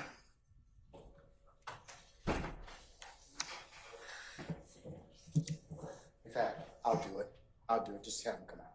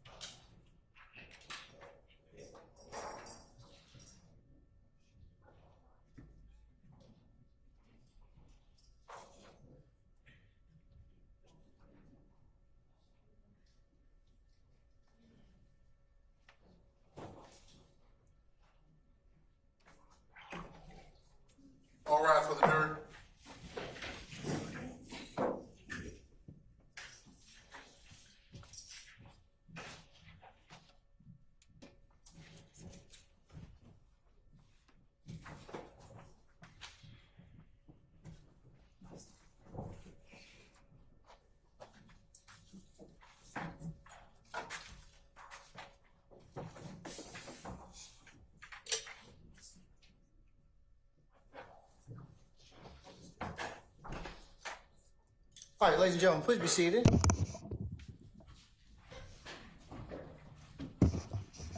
All right, ladies and gentlemen of the jury, good afternoon. Okay, I got good news and I got, not so good news, all right? Which one do you want to hear first? Okay, okay, I like you all. All right. We unfortunately got bogged down with some business that we need to take up outside your presence and hearing. And of course, I told you that happens during trials. And I try and as much as I could, but I failed miserably in that attempt today. So, we're still working. So what I'd like to do is, and here's, I guess, where the good portion comes in. I'm just going to recess here for today, okay? And have you come back in the morning. If you could be here tomorrow morning for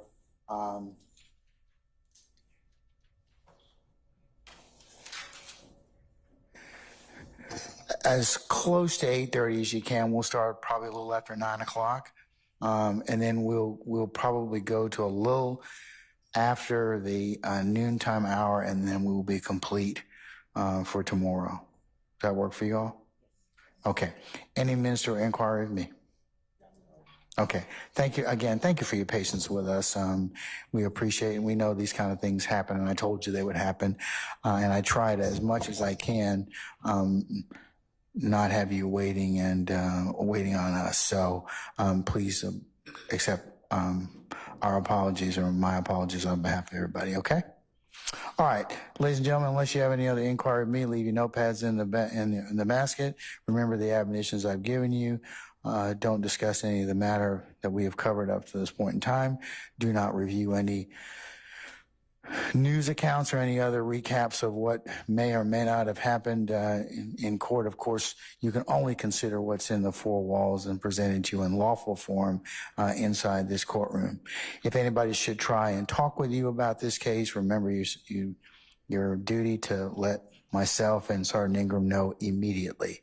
Don't go by and visit any scenes. Don't go by and have any outside conversations in regards to anything you may have heard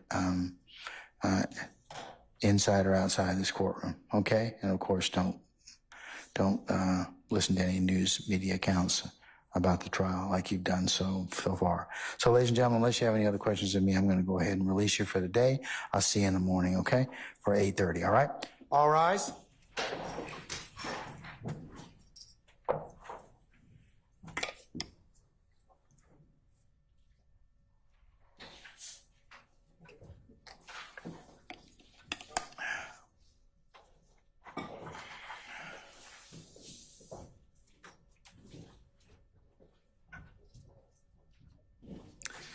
All right, ladies and gentlemen, please be seated. Our jury has left us.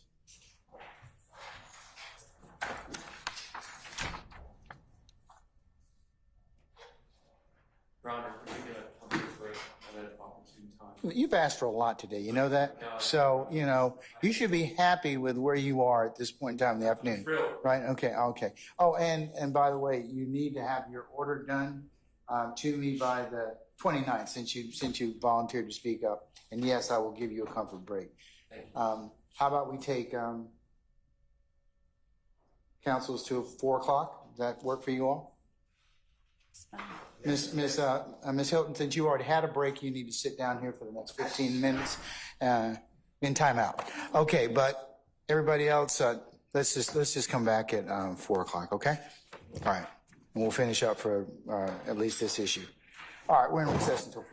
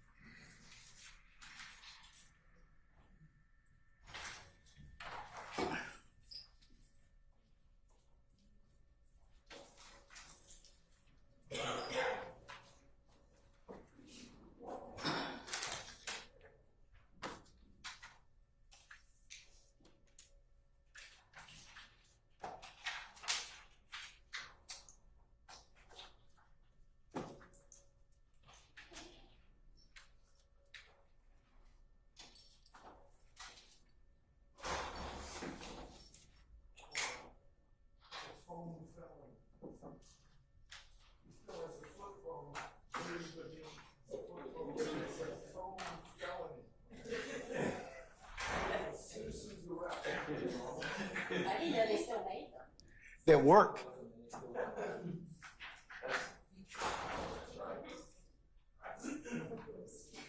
Mr. Harvey, can I see you for a second, please?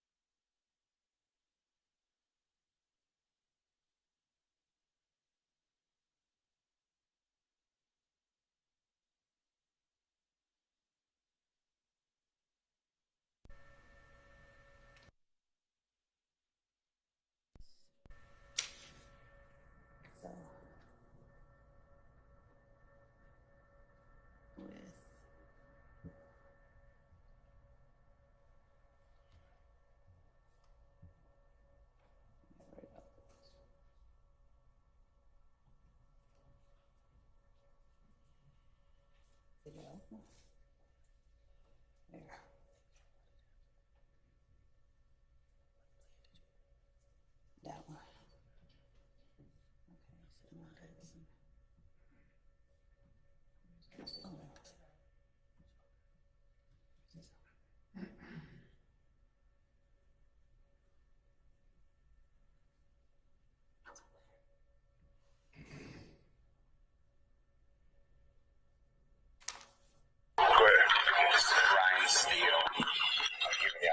Investigator Jimmy Martin Jr. We represent Mr. Jeffery Williams, also known as Young Thug. We're standing in Kroger. Look at the address. And it is approximately... Are you familiar with this Kroger? Familiar, it's on Terra Road. It's approximately 11:12 morning on Sunday, the 22nd day of January 2023. We're here with Mr. Adrian Bean. Mr. Bean, is your name spelled K-D-R-I-A-N-B-E-A-N? Yes, sir. And can we just have your phone number for this recording? 404-380-0730. The date of birth, please. 06/22/1979. And Mr. Bean, do we have permission to record this? 42 years old. Do we have permission to record the conversation? Sir. Okay. As you know, as I just said, I represent Mr. Williams, Mr. Jeffery Williams on file right now. Young Thug is his performing name. Jimmy Martin Jr. and I work together. Jimmy Martin Jr. is an investigator, a licensed investigator. And I just want to go over what you told us previously and make sure this is accurate. If it is not accurate, all I want, like I told you before, is the truth. That's all I want. You were in I'm not saying you were every day, but you were in a situation involving a good friend of yours, a very close person to you, named Dirty Red, with Mr.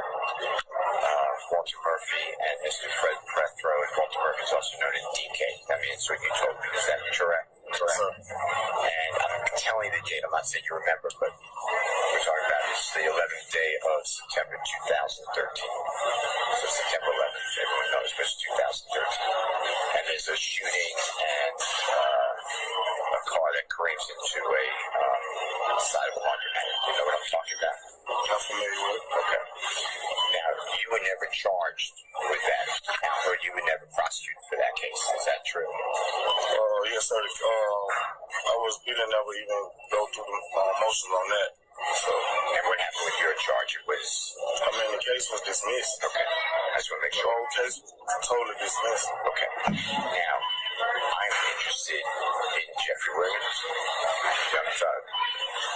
Was he in, around, participant, giving direction, anything involved in that event that we're talking about involving Dirty Red in September 11, 2013? No, sir. Okay. Like I explained, when, all that occurred, everything took place, they was, trying to force him in on something that he wasn't even in. Like I said, I'm not going to lie on the brother. You know what I mean? And, he wasn't with us. Young Thug was not in the car with us that day. I don't even know how his name really got mentioned. Maybe it was a lot of hype through the streets. Or, I might have was in confidence and talking and said his name, but I ain't, him and Linda saying that he was with us. You know what I'm saying? And when you say that they wanted him involved in the case or whatever your words were, who is they? Detectives and other, people that was inquiring, you know what I'm saying? I don't know, discuss the neighborhood or whatever. The police? Yeah, police. The authorities or whatever, the prosecutors, the police? Yes, sir. Okay. And I played for you a recording a short while ago, and this too. And I promise you I'll email it to you, the second one, and I will. But the one I played for you has you and your wife speaking, and at some point around the 11-minute mark, you said they gave us a story to tell. Remember hearing that? Yes, sir. And can you tell us what that meant? That they was really telling us to hey, put Doug in on this right here. You know what I mean? If you don't put him on that, you could be facing a lot of time and all type of shit like that. You know what I mean? And who is they again? I know. At the point. Okay. And the other prosecutors and police? It was just really just him and it It was just really him I had mainly dealt with. Okay. And there was a few more officers that was just around, you know what I'm saying? We was in the hospital. You're in the what? I was in the hospital, you know what I mean, when shit happened. So it's like they push in and I was like, man, I'm really, I don't know what's going on. So, Yeah, as far as case, accident. right. The car, they say, We crashed. yeah, careened over a police car and into the side of the building. Right. And you were driving the car. I was the driver. Okay. And he said, so I said he was driving. Yeah. You know what I mean? So, The police wanted you to say you but he done so was not in the vehicle with us. Did he have anything to do with it? It had nothing to do with none of that. Can't no man, I'm 42 years old, can't no another man tell me what to do. Can't no other man make no other man tell no other man what they need. Everybody wrong. So why did you tell the police, because I'm recording, that Jeffery Williams was involved in this armed robbery because the police told you to say that so you get out of trouble? Is that the reason? Yeah. Okay. Now, you're also on another jail call, the one I'm going to send you. That's the one I want to hear, you know. I'm going to send it to you. But for what you say, the reason that you would have a jail call with your wife and a friend of yours or whoever, you're going to tell us, that's because the same reason. It's just the police gave you something, a story to tell you. It's going to say it to everybody. Okay. All right. We're going to shut the recording. It's what you told us the truth because that's all I've ever asked you for. That's it. All right. Did anyone promise you anything, threaten you? Nobody probably will. And Jimmy and I have been straight. Investigator Martin and I have been straight with you all way. Is that true? Right. And Investigator Charles been sound. I've been working hard trying to catch up with it. I work hard too. I just started working 2 jobs, so I'm a work working day and night. So appreciate it. Certified flagger, certified supervisor, you know what I mean? And I was doing dishwashing at night, so you know what I mean? I'm real whoop to be going in 23 to be going through anything that got something to do with court of law or anything like that. I'm real whoop for that. And just because it's going to come up, you did go to prison for 3 years, got intended to do 3. Right. But I know what you explained, but just explain again what truly happened. I know you took a break. I don't even know. When we went in the court, me, Walsh Murphy, and I think one day we come to court and he said, case dismissed, said the victim had killed himself or something like that. So I'm like, you don't got a victim. I'm talking about your other case. Well, you went to, yeah. But that had something to do with my children. They ain't got nothing. But your children, I wanted to be fair. explain what happened. What happened with my kids was I had a Polaroid. You had a 10-year-old and a 12-year-old that was choked. One of them was punched in the stomach. It was my kids. And I went around there and held with the guy calling it by myself. And I got caught up in it, and I explained to the judge what happened, and the judge sentenced me to 10. And you caught up with the person you harmed that you jumped. Yeah, I shot both of the guys that, in the mix. And how long ago? The one was 28 and the other was 31. They was jumping on a 10-year, 12-year-old about their basketball goal in the neighborhood, which was my kids. Right. So everything that went on me, it happened to me and my kids. You know what I'm saying? It had nothing to do with none of that. Okay. And then last thing, and I'm sorry that you went through that in your children. Right. YSL. Are you ever part? They're saying YSL's a criminal street gang.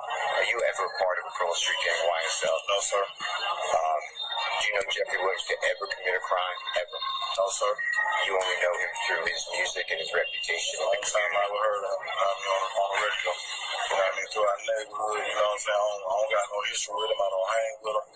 We live in 2 different separate places. Okay, and whatever happened, and I understand it was dismissed, but on September 11, 2013, as far as you're concerned, that had nothing to do with criminal street gang activity. Why? Sir. Okay. No, sir. I ain't initiated in that. I mean, like I said, I don't got no tattoos, no nothing, no sign. Ain't on my body that'll make me, nothing around me, period. Is it okay? I'm a working man. Is it okay if I turn the tape off? Unless Brian has another one. I'm just going to announce the time. Okay, it is now 11:20 a.m. And we're at the Kroger's Road. It's in your neighborhood. The Kroger in your neighborhood. Near January 22nd, 2023. I still repeat, man, Young Thug on Tower. Young Thug was not in any vehicle with me. Never gave me no permission to do no crime. I'm way over him, Young Thug. He never directed you to commit any criminal activity whatsoever. You know him as a good person? I ain't never heard a guy do nothing crazy. No, he take care of his neighborhood, he take care of his family. You know what I mean? You know, the street, everybody want to be against the man. You know what I'm saying? So you know how it go. You know, when you in the streets and making money, rich, you do anything with music, you got the gun stuff, and you take their name and put it on what you got going on, and just be, help out. A lot of rappers, you know what I'm saying? They make it be a game, but it's not a game. I'm over here doing good political stuff. You don't see me in the neighborhood, bumming around in the neighborhood. I'm in the studio. Right. Man, making music. You know what I'm saying? Like I said, that was like 10 years ago. What they talk about with me and this right here. Guy just killed himself. That should be over with, man. You know what I mean? If he don't kill this not over with, but we appreciate it. All right, thank you. We're going to shut the recording off. It is now. So it is 11. Keep going off the time. Let me 11:22 a.m. Cutting it off. So, Your Honor, that is the entirety of the conversation that has been provided to us. The court heard the interaction between the defendant, Brian Steele, and Mr. Bean. Mr. Bean, when asked, I know based on the conversation we heard that there was some conversation that he and Mr. Steele had outside of this. Of course, on redirect, we can ask that question. What was told? What were you told to say? Was there anything you were told to say? But I think it's important to note at one point during his cross-examination, do you remember them explaining that they, meaning the detectives, tried to force Jeffery Williams or Young Thug into it? Do you remember saying that? Mr. Bean said, I think that was something you said, right? So all throughout this 10-minute recording, we hear Mr. Steele leading Mr. Bean, putting words out there, Mr. Bean acquiescing to what is being said. But the only thing regarding a statement that Mr. Bean tells Brian Steele, true or false, the only thing he says about a statement that he gave anybody was that he said, they're trying to put Thug in here. And if you don't do this, you're going to be facing a lot of time and all that shit. And Brian Steele said, who is they again? And Mr. Bean said, Detective Quinn. And then Brian Steele said, no other prosecutors or police? And Adrian Bean repeats, no, it was just Detective Quinn. In the interview with Detective Quinn starts that recording before he ever even approaches Adrian Bean. And that happens on September 17th, 2013. That's 4 days after the incident occurred, long after Mr. Bean had been released from the hospital. And he was released from Brady detention around 6:30. And he was not put in the jail at 12 o'clock midnight on September the 12th. The first thing you hear Detective Quinn saying is something akin to, I'm Detective Quinn, have we met? And Adrian Bean never says, yeah, remember I talked to you yesterday or day before, some other time. And Adrian Bean, in his conversation with Detective Quinn back in 2013, he says, yeah, I told them at first. And the reference that he is making based on everything that is around this conversation is that while he was on the scene, he told them someone else was driving. Mr. Steele's question to Adrian Bean, why did you tell the detective at the hospital, Grady Hospital, on September 11, 2013, that it was not you, but your dear friend driving that Nissan vehicle? That's so wrong on so many levels. Number one, he is injecting stuff, assertions to the jury that doesn't exist, manufacturing evidence. What he should have done was ask Mr. Bean whether or not he spoke with someone at the hospital. He can lead him. He can say, you spoke with the detective at the hospital, right? Because that's all that's in this interview that we have between him and Mr. Bean. You spoke with the detective at the hospital, right? And that detective was Detective Quinn, right? Well, if he says, I don't know, I don't remember, then he can confront him with the inconsistent statement, which is, didn't you tell me and Investigator Martin that you talked to Detective Quinn at the hospital? He can say yes or he can say no. And then he can play the statement that he talked to Detective Quinn at the hospital. What he cannot do is assert as if it is fact, why did you tell the detective at the hospital, Brady Hospital, on September 11, 2013, that it was not you, but your dear friend driving that Nissan vehicle? He never says that. Mr. Bean never says that in this interview with him. So Mr. Steele is sitting here conveying to the court as if he doesn't realize that he is impermissibly injecting facts that are not in evidence before this jury. Like what, Judge? Mr. Steele's been doing this twice, 3 times as long as a lot of us in this courtroom. He knows what he is doing, and it is disingenuous for him to suggest that he is innocently, impermissibly putting facts in front of the jury that don't exist. He says, when I object about that and say there are no facts in evidence, there will be no statement put into evidence, so object. The court asked Mr. Steele, did he make that statement? Mr. Steele refers to the court. He says, yes. And then the court asked to see it. Mr. Steele says, yes, sir, and didn't produce it. Even today, he hasn't given anything to the court that shows where Adrian Bean said any of these things that he's asserting that he said in his questions to him. Well, I think he's given me these statements in terms of Williams, Charlie and Delta. And I will also want to say that he also... And Your Honor... Hang on. And also the radio and traffic that was played from, or at least proffered from my consideration, Williams 202 and 203, and the recorded interview of Bean and Detective Quinn. So, I mean, I think he's got some basis to ask some of these questions. That now, I would agree with you that maybe some of the questions are objectionable in terms of their form and or substance.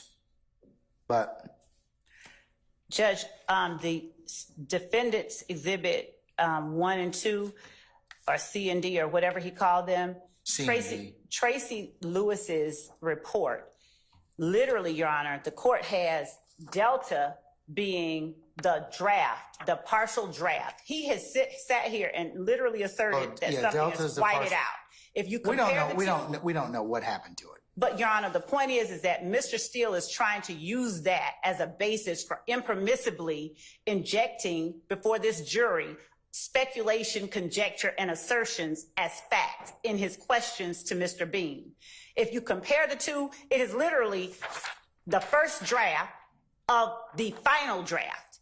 You have Tracy Lewis writing this entire statement, which is defendant Charlie, and you can see the paragraphs are literally the same. She started it on this, and just because we gave them everything is no, I mean, just he's going to exploit it, I guess, to his game, whatever way he can do it. But Judge, it's literally Charlie is the complete report.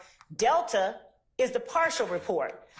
And the only person that Tracy Lewis speaks to in this report, and in Detective Quinn's report, he references that Tracy Lewis spoke with Walter Murphy, and she made a report of her conversation. And in his report, Detective Quinn also knows that Detective Calhoun spoke with Frederick Prothro, and he made an audio recording of his conversation. Okay, but let's focus on what Mr. Steele has a belief of. Okay, I think that he has more than kind of tendered why it is he asks these questions. Now, I think that part of your objections are valid, but I think that he is more than proffered as an advocate before this court that he had a good faith basis to ask some of this. Now, you have a disagreement as to why and how, but And Judge, that is the only disagreement that I have. I don't care if he says, did you talk to a detective at the hospital? That's the point I'm making. I don't care if he says, did you lie? I don't care if he says, did you talk to your wife on an unrecorded line? I don't care if he does that.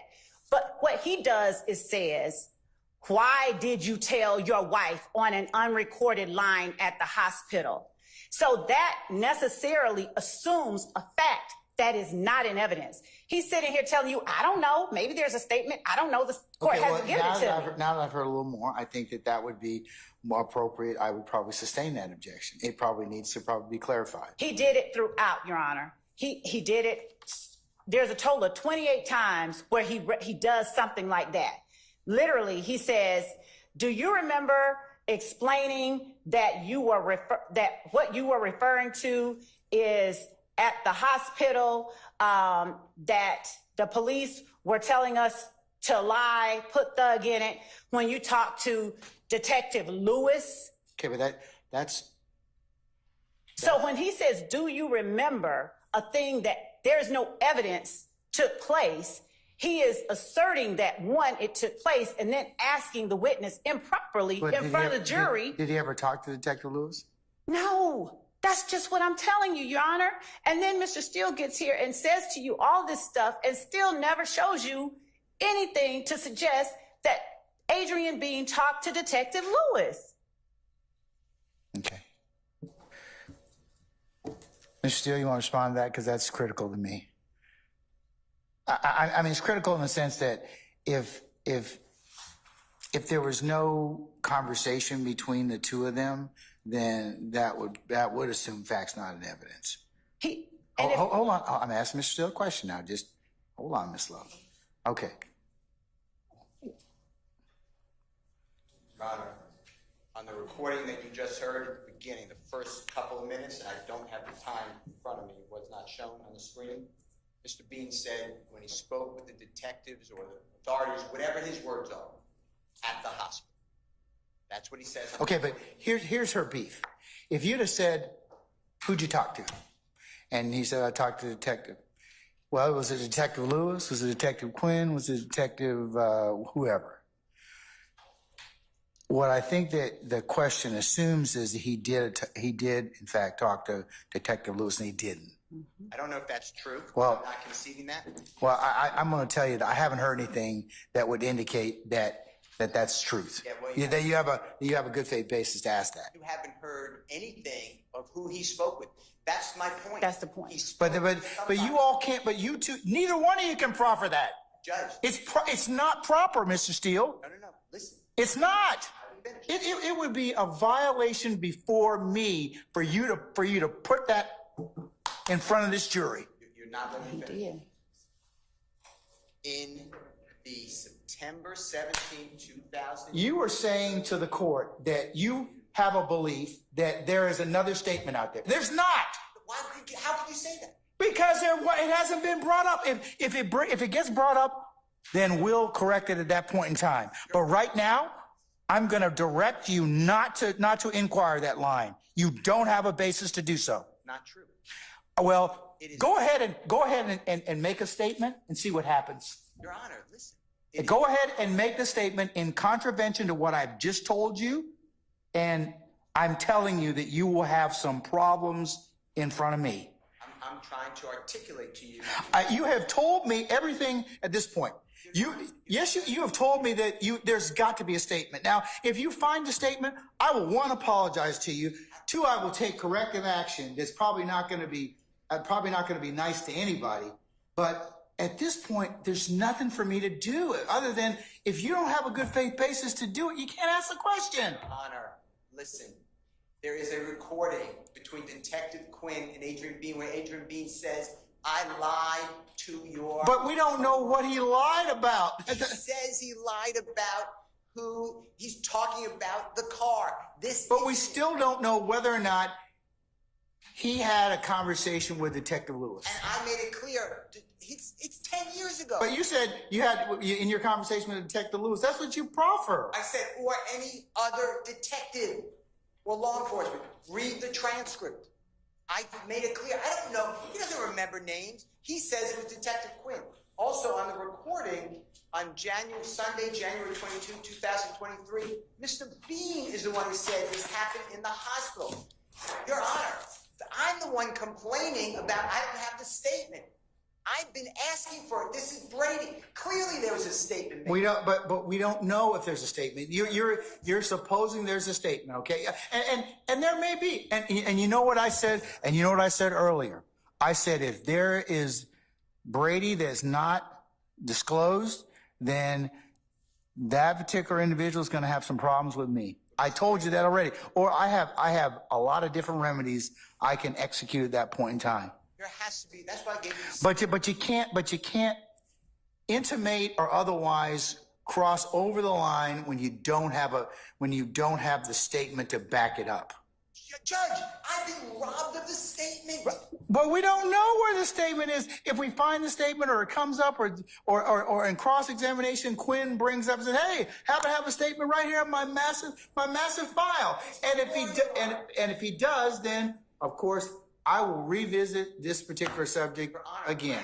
I'm saying it's been deleted. It's been destroyed. We don't know. You don't know. We don't know what happened. We don't know what happened. We had the same issue that happened earlier in this trial about a statement. We don't know whether or not it was the hack or whether or not it's intentional. Now, you can make whatever hay you want out of it. I mean, and the jury can decide for what they want to give it. But you cannot ask the question in its current form. You just can't. Your Honor, I'm not asking any questions, but you have to understand the following, please. 6 days later, Detective Quinn and Adrian Bean are on recording where Adrian Bean tells Detective Quinn, I lied. About what? I lied. About what? Who was driving the car. He gets cut off. Detective Quinn says, yeah, tell me about it. Where's that statement? That's what I've been asking for. But that doesn't still give you the latitude at this point in time to ask that question. Now, I told you, if we find out from Quinn, and I'm telling the state that if I find out that the statement exists, there's going to be a lot of unhappy people. Well, what if you don't find out it exists? I still am entitled to. That's my whole point. Okay, but here's the thing. You've asked me for it. I've asked them. If it comes up later, or I find out it's sitting someplace that was in possession of the state, pursuant to case law and definition, then we'll have some problems. I understand, but you're asking where you have to find the statement for. I'm telling you the statement was made. It doesn't work that way, Mr. Steele. I'm sorry. It does work that way. No, it does not. Yes, it does. No, it doesn't. And you haven't presented any case law to tell me how to do that. And I'm telling you, as the judge presiding over this case, if you do that, it's misconduct. I'm not doing anything. I'm telling you right now. I don't know what you're telling me. I am telling you, you have no good faith basis to this point in time to ask that question right now or to intimate that. I didn't ask any question. You are listening to District Attorney Love. I'm ready to cross-examine. I'm going to play the recording you just heard. This gentleman tells me on recording that he was at the hospital speaking with law enforcement. I want that. It is backed up because on recording, 6 days after the crash into that side of the building, Your Honor, Detective Quinn and Mr. Bean are talking about the statement that Mr. Bean made prior. I don't have it. And when the court asked me, well, you got to find it, or if I find it, it wasn't given over. Then we'll have some problems. Then we'll have some issues. I have some issues now. I've been begging for it. The state's supposed to give this. Let me ask, hold on, Mr. Okay, stop for a second. Miss Love, have you inquired of Detective Quinn where this other statement may be? Judge, that's just it. Mr. Steele is literally manufacturing evidence. There is no other statement. I have asked whether or not there was a statement. I asked Tracy Lewis at the hospital. Let me be real clear because he keeps conflating stuff. Adrian Bean never told Detective Quinn that he made a statement at the hospital. I have his transcript. Okay, but we don't know where he made the statement, and also he's lied. So we don't know what he lied about either. Your Honor, to be very clear, there's no statement. I have asked Detective Lewis. They can ask Detective Lewis. She never talked to him. Okay. Detective Quinn, who is the only person, it's not just police, the only person Adrian Bean asserts to Brian Steele in this recording that he gave us, this 10-minute recording, he said, I spoke to Detective Quinn. It's obvious that he didn't speak to Detective Quinn at the hospital because the first time he met Detective Quinn was September 17th when he pulls him in for the interview. Literally, Mr. Steele is manufacturing something. So when the court is even asking me, okay, do you know where this statement is? Assuming that there's not a statement. There is no statement. There's no evidence. That's the problem with Mr. Steele asking questions the way that he asked them. He is assuming facts that are not in evidence. And he is usurping the jury's province and their ability to discern and weigh evidence because he is injecting assertions into his questions about things that don't exist. Similarly, he says, do you recall explaining that you made calls from the Fulton County Jail that you knew were being recorded to support your lie to the police that Jeffrey was involved on September 11, 2013? That's what he asked the witness. You heard the interview. He doesn't say that anywhere in that interview. This is the kind of manufactured evidence Mr. Steele keeps putting in front of the jury. He never said that during the interview, yet that's the question. That's the question Mr. Steele asked Adrian Bean on the stand. Nothing like that ever happened. And his conversation, during his cross-examination of Adrian Bean, the cross-examination is replete with examples just like that. There is no statement. He can't sit there and say there has to be a statement and then ask the question as if there is one, because that's improperly asserting to the jury something that isn't factual. There's no evidence of it.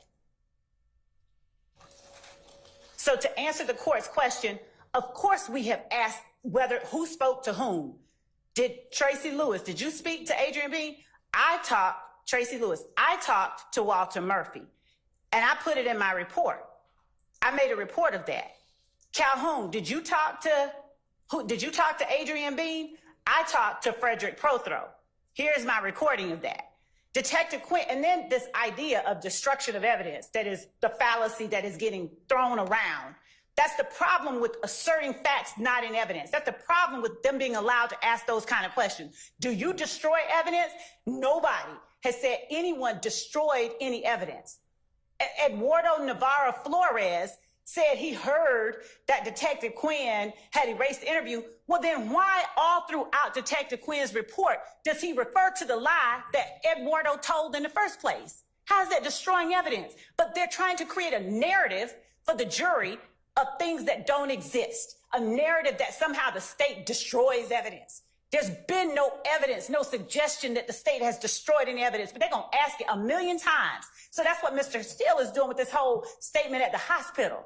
He's going to ask it 1,000,000 times. So the jury's sitting there going, well, where is it? And then in the end, $100 says that he gets up there and says, they destroyed the statement from the hospital, knowing he has no evidence that one even exists. With Detective Lewis, and certainly not Detective Quinn, who is the only person Adrian Bean tells Mr. Steele, at least in the portion of the recorded interview he gave me. I don't know what else he told. I don't know what Mr. Steele told Adrian Bean. But it's obvious that he's leading him through the interview that the court heard. And even being led, Adrian Bean does not let up on his assertion about Detective Quinn. Mr. Steele tries to get him to change it. You mean somebody else, other police, no, just Detective Quinn. So this idea that he has a right to ask questions that assume things that are not in evidence, that he has not put in evidence, that he cannot expect to be put in evidence is ludicrous. And to assert that the state is trying to hide something because he wants to taint the jury's mind, taint the fact finders with falsehoods, and somehow, I guess that's the way he wins cases. I don't know. But, Your Honor, I'm flabbergasted. The number of times he asked Adrian Bean questions that assumed facts that are not in evidence is just staggering. It's just staggering. I'm simply asking that Mr. Steele be precluded from asking those kind of questions.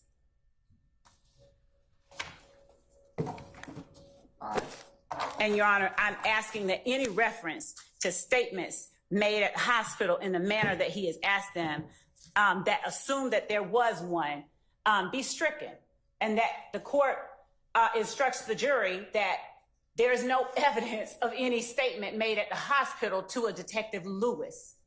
And then let them weigh whether or not a statement was given to Detective Quinn. But that's not the question that Mr. Steele asked.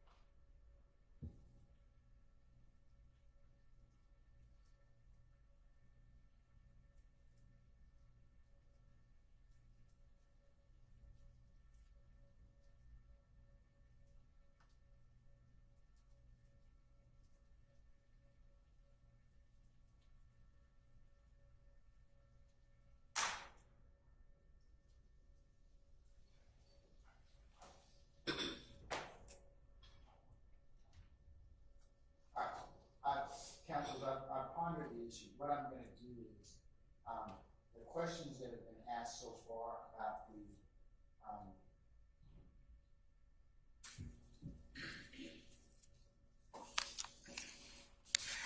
the hospital, I believe those would be presuming facts, not evidence. There are some questions that Mr. Steele has asked on his interview that would be appropriate and are appropriate. But in terms of the hospital questions thus far, those need to be clarified in front of our jury at this point. Excuse me? What clarification? No, meaning that I'm going to strike them from the record at this point in time.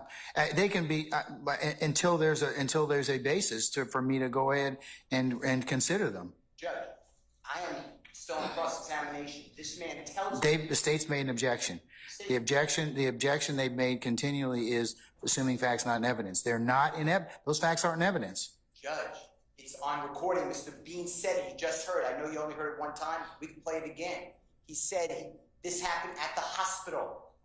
You are striking. You are going to be commenting on the evidence. You are going to be doing 17-857. This is for the jury to determine. This is what he told me on that record. It's on recording. He said this happened at the hospital. Talking about when he spoke to the detective. He said that, or that was his question upon you asking it? I never mentioned a hospital. If you don't mind, just listen to it again. It's at the first 2 or 3 minutes. I'll listen to it again. Let me hear it again. Yes, Your Honor. And while we're pulling that up. Okay, I got it on. Go ahead. Go ahead.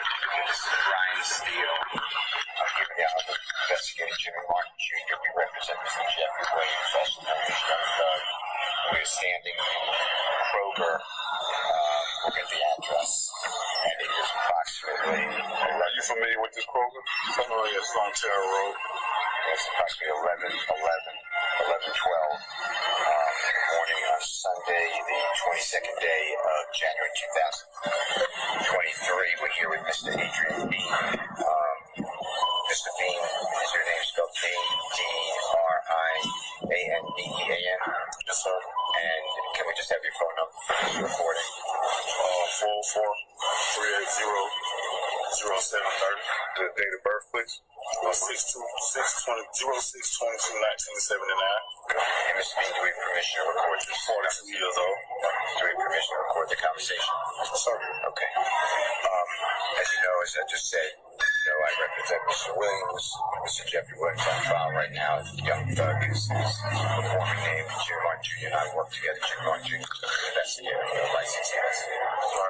And I just want to go over what you told us previously and make sure this is accurate. If it is not accurate, all I want, like I told you before, is the truth. That's all I want.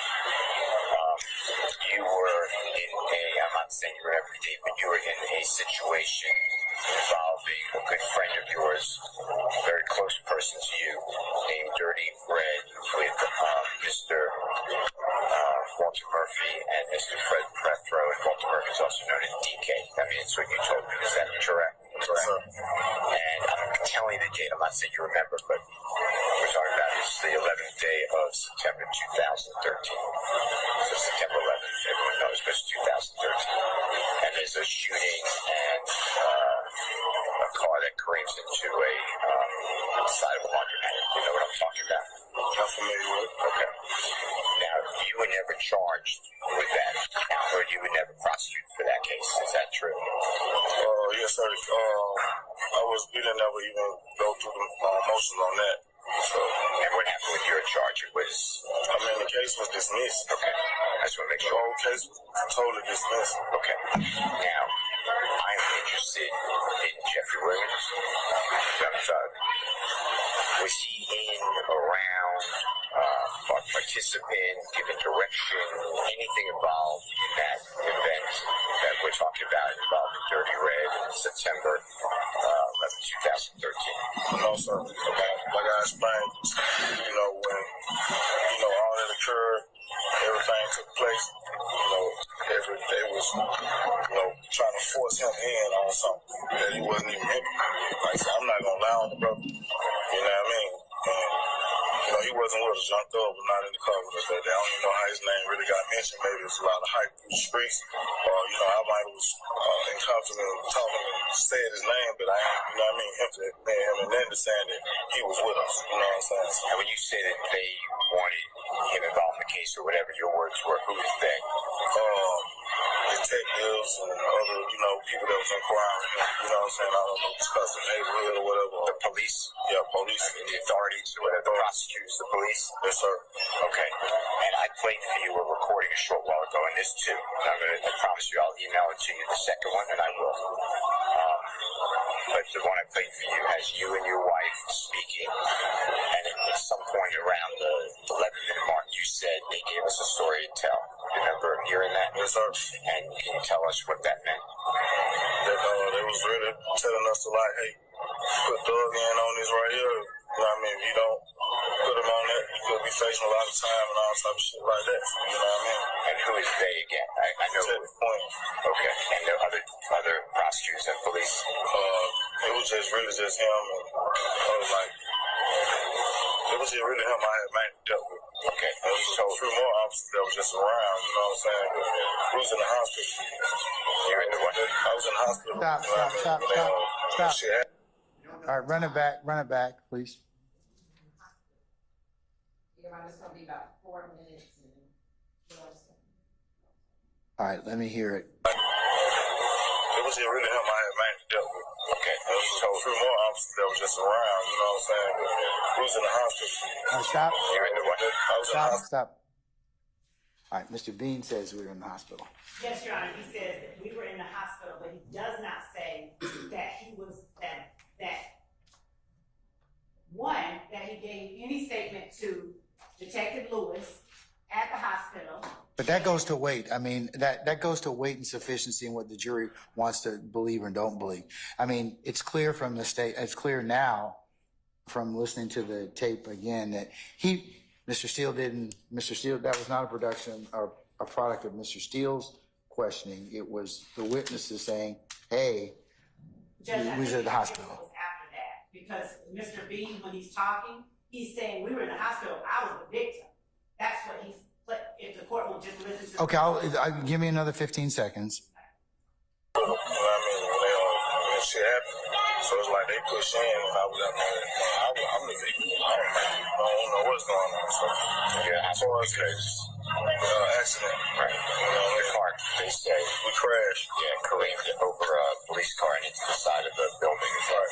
And you were driving the car. I was the driver. Okay. And they even said, so I say he the driver. Yeah. You know what I mean? So the police wanted you to say you had to get up, but that's what he done so, but not in the vehicle with him. Did he have anything to do with it? It had nothing to do with none of that. Can't no man, I'm 42 years old, can't no other man tell me what to do. Can't no other man make no other man tell no other man what they need. Everybody wrong. So why did you tell the police this on recording that Jeffery Williams was involved in this armed robbery because the police told you to say that so you get out of trouble? Is that the reason? Yeah. Okay. Now you're also on another jail call, the one I'm going to send you. But that's the one I want to hear. You know, I'm going to send it to you. But for when you say the reason you would have. And so, Your Honor, when Mr. Steele says, do you remember the detective asking you questions about the incident involving the armed robbery of Mr. Dotson and almost killing police officer Roberson L. and striking the other police officers and careening over the embankment into the wall and fleeing? Do you remember that? He says, no, sir.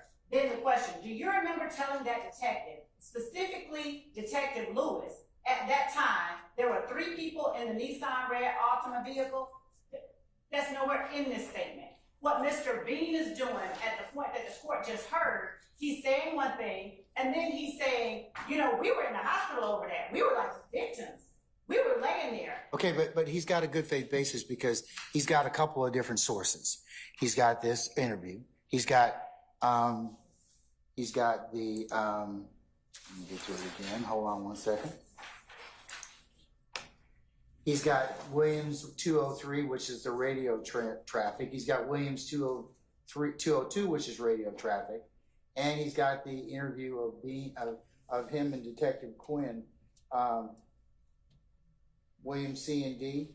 So so if he's got all those things, Ms. Love, he's got a good faith basis to ask those particular, you know, because they're different source documents, but it doesn't take away from his ability to ask those questions because they are in fact things that elements or not elements, but information he has that he can test. Your Honor, what I'm saying is, in order to say something like, do you remember telling Detective Lewis at the time there were 3 people in the Nissan red vehicle, that when he says, do you remember, it's assuming that happened. Oh, if he hasn't shown that it happened, he hasn't played anything, he hasn't laid a foundation for impeachment with that, he has nothing to say that happened. So he can't come back and show evidence of it. He's just saying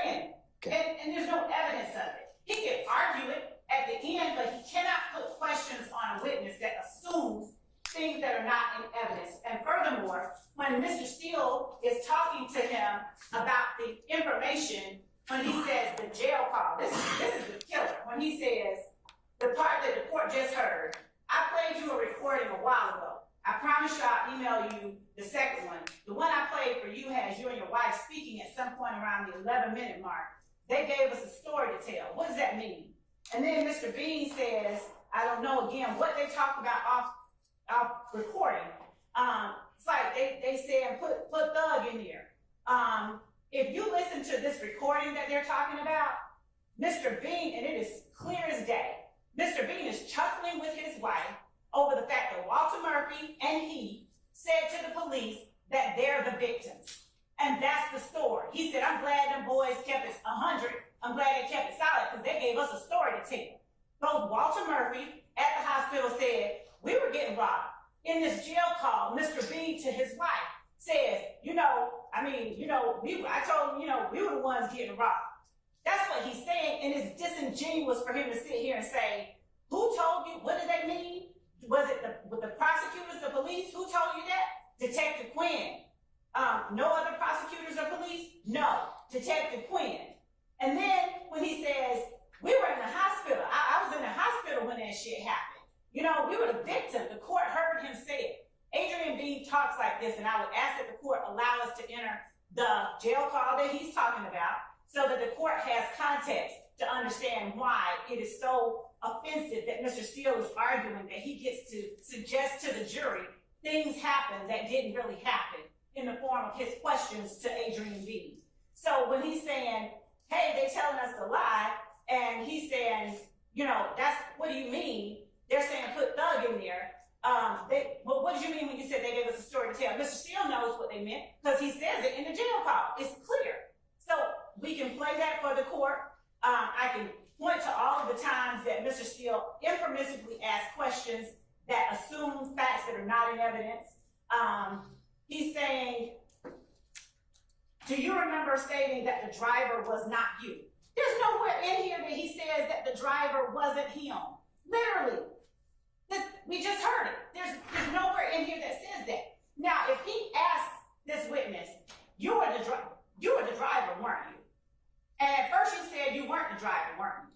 And then he says, well, didn't you say to X on this date at this time that you weren't the driver? Because guess what? He can then put forth X and show where he's lying.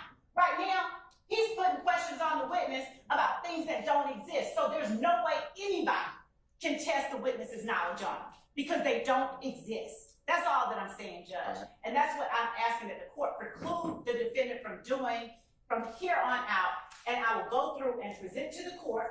I will literally highlight all of the times that Mr. Steele asked those kind of questions. Do you remember? Why did you tell them this? There's nothing in the record where he told them anything. There's no evidence that has been presented. And Mr. Steele knew what he was doing. He intentionally didn't do it the right way and simply say, you said X, Y, Z. Or this happened, didn't it? I don't remember. But didn't you say X, Y, Z on this date? Instead, he just jumps right to, why'd you lie to the police?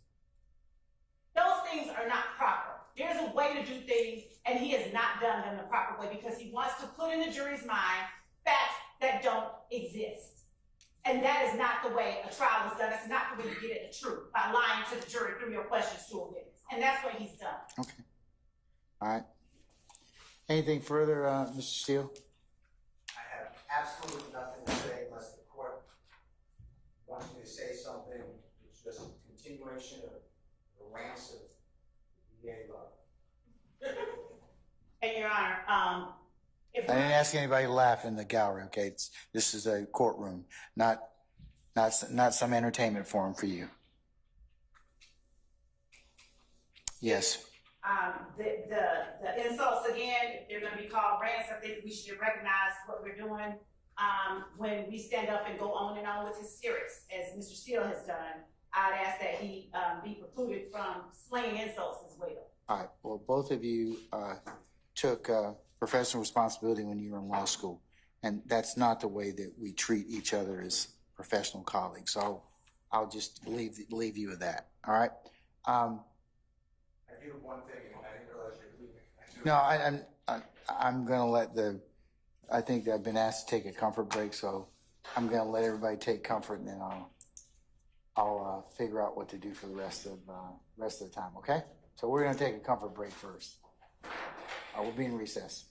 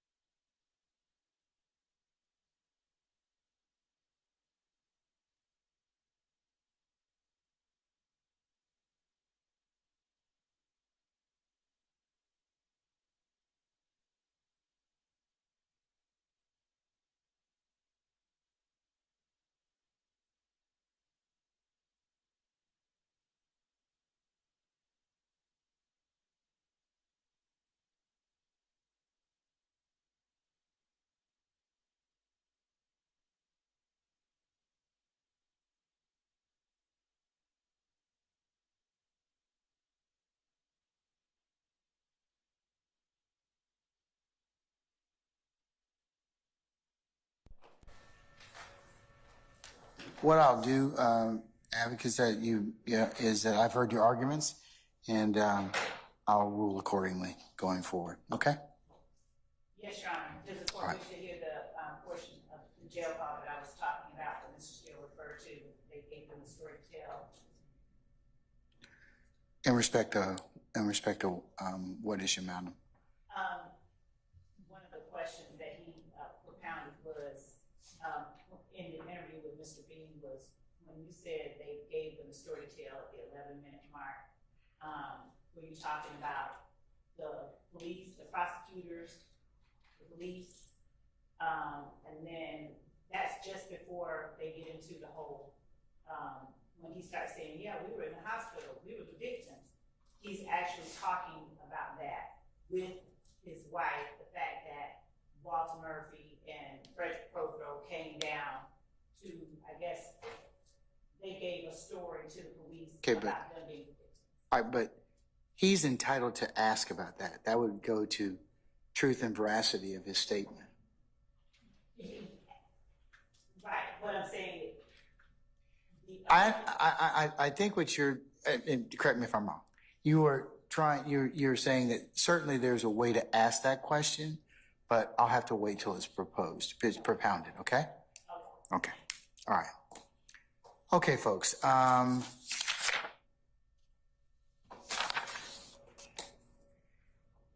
Mr. Beam will be with us tomorrow? Yes. We're certain of that? Yes. Okay, all right, just want to make sure. Okay, so tomorrow morning, as I mentioned, councils,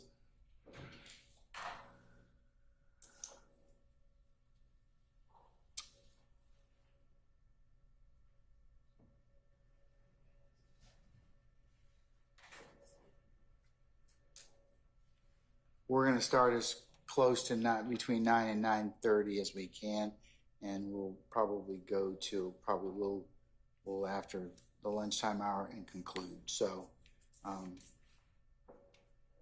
I will break probably between 12 and 1, and then we will probably go for probably about another hour or so, hour and a half, and then we'll be complete for the day.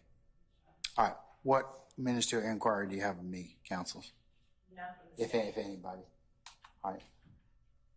Mr. Adams? Just some clarification. So tomorrow, 8:30 for as close to 9 o'clock as possible. You work somewhere around 12, between 12 and 1, and then we'll perhaps do an hour after that. So sounds like we're concluding somewhere around 2 o'clock. Is that 2:30.